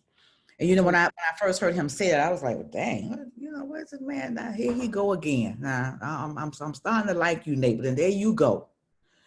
But you have to really dig deep and think about the things that Nate says. And minding your own business is not me being nosy or somebody else being nosy. And I mean, it could be, but for him, minding your own business means what is it that God is saying to you? It's that alignment before assignment. It's you being in tune with you. And so I am so grateful for the Mind Your Own Business. I am so grateful that Nate stuck in there. I am so grateful that Nate says, you know what? It is what it is. I don't care what nobody else thinks. I don't care what nobody else say. I know what I know, and that's what I'm going with. And I'm thankful for you, Andy, for following God's voice and not the voices, the hundreds of voices that were in your ear telling you otherwise. So I'm grateful. Thank you, Kim. Appreciate that so much. I think it was, who did I say was next? Was it Monique? I think it was Monique and then Lisa, and then Shirley will have you to close out. Hi. Well, I've only met Mr. Nate for the third time, and so my flowers to him would be strength. I hear strength all the way through our conversations, even when I was in the supermarket the other day. I hear strength. I definitely do feel the love that he has for what he is doing for all of us. And in these times where we need to have the love and the strength to focus, I do hear the focus in his voice as well, for the determination of making his business a success with us being trained or seeing a lens of being a leader. And hopefully I can continue with this in a capacity that is warranted for who I am, to lend to who he is. And Andrea, well, you know, we have history from way, way back. And I just appreciate, you know, I know that you all have been connecting with me for a while, and now I finally, you know, push the button down to address the needs that I'm going to have moving forward past my retirement days, and working forward for my multiple streams of income, and, you know, just lending a voice to the team. Thanks a lot. Awesome. So for those of you guys who do not know, Monique Kemp and we went to high school together. We both lived in the Bronx. She lived in Co-op City. I lived in the Valley, right, Monique? And we had to take like 2 buses and 2 subways to get to school. I mean, and then we would be on a train coming from Harlem. We went to the High School of Music and Art. And Monique, you played the violin or something, and I sang. Yeah. Cello or some kind of some instrument you would play. I played the viola. Yeah, viola. See, that kind of, I was like, Black people don't do that. But anyway, so so just really being able to connect. She's also one of my sorors, and just being able to have people like Monique going back that far into my childhood and those relationships, and being able to bring them into this relationship now, that just is amazing to me. And that's a God thing. And so, Monique, however you got here, we're just so grateful and appreciative that you are here with us. And so, amen. Thank you for sharing. Thank you. You're quite welcome. So, I think we have Lisa, Shirley, and then Val. I think you had already shared, but if you felt like you didn't share something to Nate that you want to share, then we'll have you to close it. Okay. All right. So, Lisa. Good afternoon, everybody. What I'd like to share about Nate is that what brings to mind with him is when I years ago I asked God about enlarging my territory. So I think about Nate and I think about the prayer of Jabez, that when God says, bless me, when I asked God to bless me and to enlarge my territory, he put Nate in my path. And when him putting Nate in my path, it allows me to think about his leadership and where I want to go in life and what things I have accomplished in the time that things have transpired in my life. And his leadership has shown me that my territory is controlled by me because of the things I take a hold of, and where Nate has grabbed my hand and Like you said, leaders are not to drag you. You are to be present so that you can go where you want to go, where you ask God to take you and where things you want to participate in. You know, leaders are those people that are hold your hand and walk with you and not allow you to fall. But if you do fall, they'll help you get back up and you go again. So Nate has done that. And I hear so many of the testimonies of everybody that's on these calls. The Life is Rich, the Financial Peace University, and how he grabs you by the hand and he says, okay, what do you want? And I just thank Nate for being that transparent brother, father. He's the man of God. He's also a very attentive leader, and he has done that throughout my life, through his coaching, his teaching, his ability to, you know, teach you how to be your authentic self. No matter where I am in my life, I can be me, and that's comfortable. And it's also challenging because sometimes you don't want to come out of that place of being stuck because you're comfortable with where you at. But when when you get in the presence of Nate, he don't allow you to just be comfortable. He lets you know that you can go as far as you want to go, but you have to be willing to go there. And that leadership that he teaches us, it shows through his. Sometimes you don't even have to be on a call, but sometimes when I wake up in the morning, I hear Nate saying, okay, you got to start somewhere. You got to do something. You have to know, how to think versus what to think. And I thought about this morning as everybody was speaking is where he's talking about dramatic wealth. And sometimes we think about dramatic wealth. It's not about money. You can be wealthy in your heart, your spirit, and your mind, and in your soul. And his statement right before chapter 1 is dramatic wealth is a virtue. And being open and receptive to any ideas of people that will help me to achieve my goals of dramatic wealth. And when I read that statement, I am open and receptive, and he's open and receptive, and he leads us with his open heart and his receptive spirit that, anybody can grow if you choose to grow and don't stay stuck in the places that you've been stuck in for all of your life or a part of your life. But when you are ready to grow, then he's there to help you grow. And I just thank you, Nate, for your transparency and everything that you've given us. And it's shame on us if we don't take it. Shame on us if I don't take it, if I don't do what I know that I'm called to do, if I don't stay connected. It's all when I don't do it. But when I do, I know that Nate is there to help me. So I just thank you for being who you are and how you've shown your love, your gratitude, your faithfulness to us. And your life is that you continue to do what you've been doing. And I thank you. Thank you, Lisa. Thank you so much. Shirley, and then Val, if you have any closing words, and then we're done. Yes, let me begin saying that I'm grateful to God for having Andrea and Nate in my life. I met Nate through Andrea, but back when I first met Andrea, I knew then that it was a God sent, because when we was at career conference and she stopped in the midst of her meeting and said I had to pray.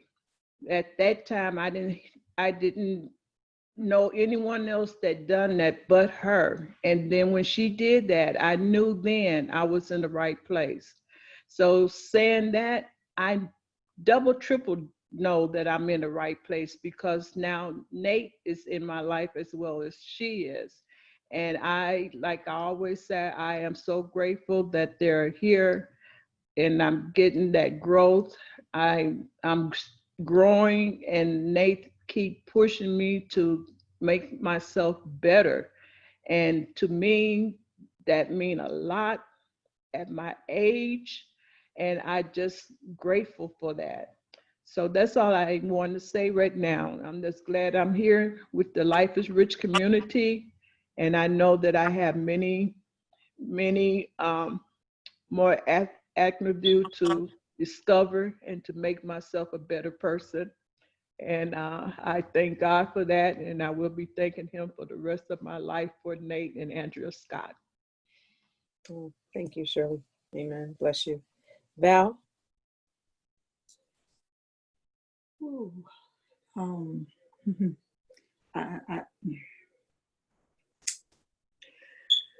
I can't thank Andrea or you, Nate, enough. I don't think you understand the depth or the impact. At the time, I needed a mentor. I needed a winning coach. I needed to catch up, even surpass where I was currently and prior to. Even before I walked up to you at the debut and introduced myself, I was in a salty place. But I needed to not just meet my goals, I needed to really exceed them, but I didn't know how. But God, God says He has you. He's gonna hold you down, and He gave me you, and in turn, you shared yourself with me, and you shared the love of your life with me, and that would be you, Nate. Little did I know, or little did you know, that you were both on a life-saving mission to change my life and impact it. And I'm just so grateful for that, because I had a need that I really didn't know how to fix it. To be transparent and quite clear, when I had my unfortunate experience with a drunk driver, she took my career, 20 years, she took schooling. It was her second DUI in the system currently. I almost lost my life. I was bleeding out. And I was the lifesaver. I was running around saving lives. God was using me as that vehicle. And she took a part of who I was, and even a part of the way I put things together and the way I thought. And I was feeling pretty low, and almost at a loss, but little did I know, as I said earlier, my gift was making room for me. And that was in the form of you, Andrea, and Nate. And little did I know that where He says He'll give you exceedingly and abundantly above all that I could ever ask or imagine, it just shows me that His word is true. In closing, there's a song, weird, because right before the debut, Andrea, when I met you, I don't know what it was, consistently, every day, I was stuck on this song by David Coley called He's Preparing. I just played it and played it and played it. And, back in the day, that was called You're Running the Song. Like WBLS used to run the song all the time. I'm like, okay, I'm tired of it now. But I kept playing the song and playing the song and playing the song. But little did I know, it was, now I know that God was sending me a message. He was sending me my blessing. I didn't even know it was coming. And when I really looked at the lyrics to the words to that song, it starts out by saying he's preparing me for what I can't handle right now. He's making me ready just because He cares. He's providing me with what I need to carry out the next level of my life. So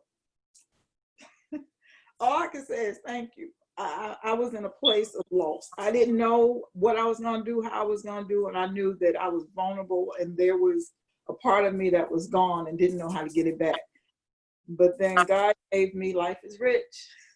He gave me Andrea, He gave me Nate, and I'm just so, so grateful. I'm so, so grateful. I'm grateful for the journey. I even told you, Andrea, that Nate reminds me so much of my brother. So I guess it just kind of that He's prepared me. My brother is strict. He's on it. He is on it. He's about his business. So in closing, I'm just thankful. So thank you so much, because it has changed my life. Amen. Thank you. Thank you. I hope I haven't missed anybody. I think I got everyone. To all of you, and I don't know, Nate, if there's anything that you want to come on and say, I will say that we're going all the way. And I will, you can't, won't get rid of me. We're in it to win it for life. And I'm just so blessed to have you as my best friend. And the crazy thing is that we just really, it's not even crazy, it's just a blessing. I really like you. I mean, I really like you. And that's what makes us work, is that we really like each other. I love you, I like you, I respect you, and I'm willing to follow you. And so with that, you have the floor. Well, I just got on so I can let you look into my eyes and say I appreciate you. I love you as well. Whatever. And while, hey, I appreciate you guys for your heartfelt words, and I appreciate it. It's I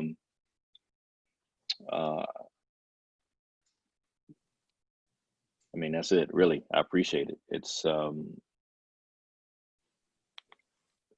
in my appreciation,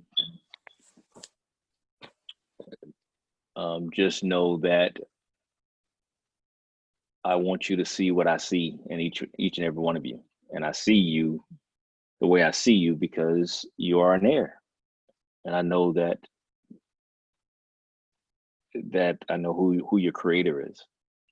And so I just want you to see what I see, and I want you to believe what I believe for you. And if you do that, you will inspire the world in a world of uninspired people.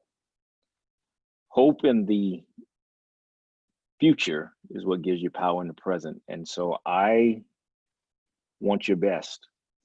I want your best for God, because again, I'm simply an instrument for him.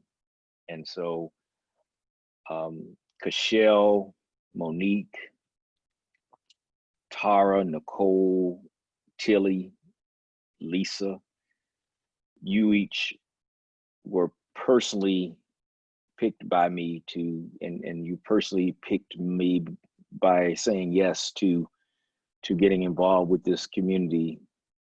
And so I challenge each and every one of you to show that you value and you trust enough to go out here this month and let's go and allow 10 people to participate in this space. I want you to believe enough in what God says about you. Believe enough in this experience that you've had today. Try the Spirit by the Spirit. And if you walk away here today feeling like you've been fed, then don't hold that to yourself.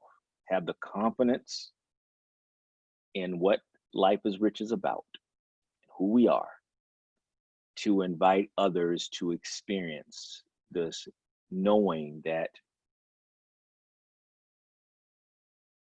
this is a place for them to be the best of themselves.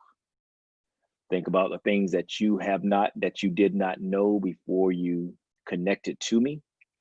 I don't know if it's in the financial peace side. I don't know if it's just from the mentorship side. I don't know if it's from the accountability, whatever it is. Let that be the thing which you stand firmly upon. Alignment before assignment. And then have the confidence to call people up. Let them hear your voice. Let them hear your voice based upon something real. And love them enough to say to them, give me 30 minutes of undivided attention, because I'm going to share some information with you that is a gateway to all that you desire. Have the confidence to say that to someone. Call them up and trust that there are 10 people right now that will give you that time when they know that you sincerely care about them. and then let the Spirit drive you. Take them through the process, which is just the process to check the block for them to know what their worldly investment will give them access to. It's their seed.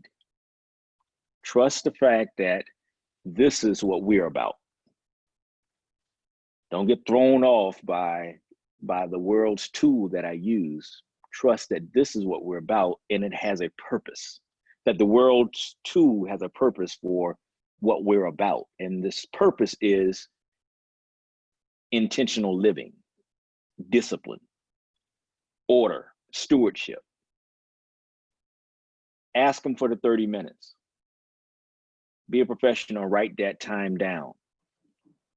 Give them a note that reminds them that you got them set aside for, say, 2:30 to 3 o'clock. Send them the video, 7-minute video, so they can get exposure to me, the person that you have begun to know. Trust the information that I share in the video, recognizing that I'm only talking to them about 4 main areas. I give them the things about the finances that the bankers and brokers are not talking to people about. The fact that 77 million baby boomers are retiring and facing a cash flow danger, that 66 out of 100 people age 65 earn less than $30,000 of retirement, that 47% of people say that they had a $400 emergency, they'd have to sell something or borrow money to address it, and 78% of people, 8 out of 10 people, are living paycheck to paycheck. I ask that your heart feels for people enough to not hold on to that information. You don't have to tell them that, but let that be the foundation in which you stand on, that you know that you have something that people need. And that's a plan. And number 2, I show them, I talk to them in the second part about 3 main points. And that's 1 in 3 women are diagnosed with some form of cancer during their lifetime. That the number 1 cancer killer for both men and women is not breast cancer, which everyone hears about. It's not pancreatic cancer, that's 3. It's not colon cancer, that's 2, but number 1 is lung cancer. They're gonna be surprised to know that because they're not thinking about it, even though when they can think about a relative that may have passed and they know they didn't smoke a day in their life. And then the third point, which is the documentation that says that cleaning your home once a week with certain products such as bleach, ammonia, Fabuloso, Pansol, Ajax, has equivalent impact on your lung capacity of smoking a pack of cigarettes per day for 20 years. Realize that that's just education that we're providing. Monique, for example, that's just education. Care enough to educate people.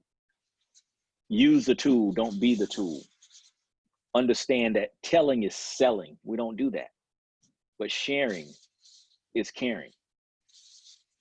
And then allow them to get that information in that manner, and then trust the fact that when you ask them what was most alarming to you, that they will tell you something, and all you gotta do is listen, just listen. And then ask them the simple question of, is there any smart reason why you would knowingly continue to use poisonous products when there's safe, effective, and affordable products available? And trust that they're gonna say no, that there's no smart reason. So that lets you know that the only reason that they're using those things that they'll use is because it's out of habit. They don't know any other option. They don't know an alternative. They don't know an alternative without an agenda of trying to get them to go sell something or get people in, things that people don't want to do. And then when you get that done, then you know you've already in a position to help them. Even if you didn't do anything else, you can show them at least a direction. But that's when you go ahead and then ask them for the remaining 20 minutes, show them where you shop at. And that's when you just let them see the video. That gives them a quick touch. Because the only thing you're looking to do is just show them a place that they can shop, that they can go ahead and get into the shop, to open up the place at no cost whatsoever, so they can go inside, at least look around, walk around the aisles, just as you would do right now at the store, Walmart. You walk down the aisles before. That's all you're inviting people to do, just to walk down the aisles so they can see the items. They can pick it up and read the labels. They can check the pricing. They can compare. They can be informed. We're not rushed. We're trying to help them. And you have the confidence then to take them through the recap, which is there to make sure they have understanding. You're not trying to get from them. You're trying to make sure they can make a head decision, how to think versus what to think. And when they go through it, you can trust that they'll do what Monique and I did. Monique and I didn't talk by phone. We're on Road to Executive when I was communicating with Monique. And I did everything via text. That's the confidence that I want you to understand, that the information, the process is there. And a person that's smart, that is getting information the right way, they can make an informed decision. They don't need any prodding. And then from there, you can have the confidence to say, hey, come on, open up your account so you can get inside. And you can actually then show them a recommendation where you can feel from the heart, the right recommendation. You can tell the person without any type of pressure, hey, I recommend that you choose one of these because it's the best use of your money. It's only available for the first 2 months. Trust me, there's no risk. There's money back guarantee. Just trust me, you're gonna get more. And even if you think you won't use all the stuff, it's still a best way to get started. And then when you do that and they follow that recommendation, you then help them, show them how to get their free money by watching the Learn to Earn dollars. And you ask them before you get off, hey, is there any smart reason? Is there any reason why you wouldn't let someone else see that same 7-minute video? And they'll tell you, no, there's no reason they wouldn't let someone else see it. They probably already be thinking about people they want to share with anyway. And if so, then you go ahead and tell them to become a marketing executive so they can be in position to benefit as they are being prepared to be a leader. Because one of the things we got to do is, and that's my challenge for each and every one of you, is that if you decide to take the next step, the first step, which is text leadership to 904-204-0846, if you do that, then I want you to identify someone to bring into that environment. That's an open environment. That's not predicated on them already being a customer, a member, or a part of us. I'm saying, I believe if you go get other people to experience this, and I'm going to make this video available for you so you can share this video with other people. I believe there are people hungry for leadership right now.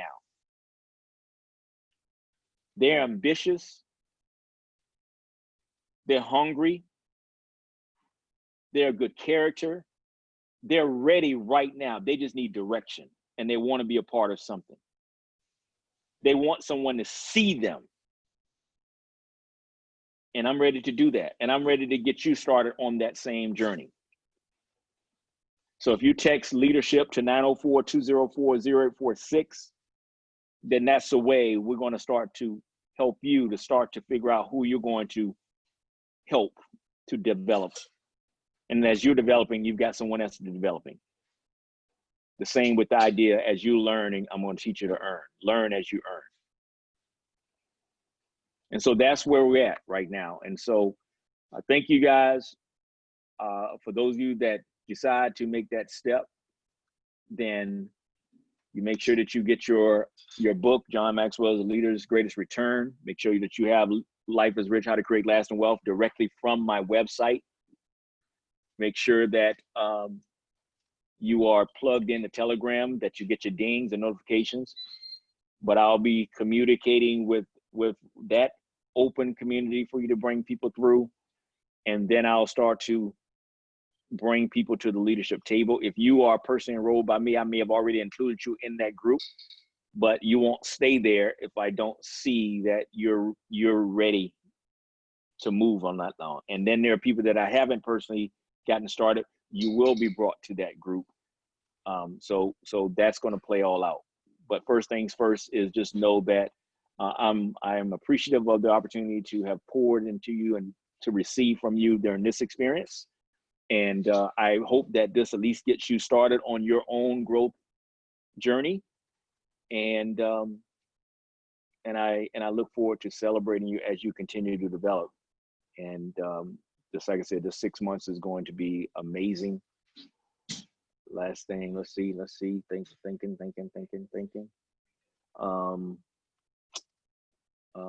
Thank you guys for our wedding celebration, all that for this week. I thank you for that.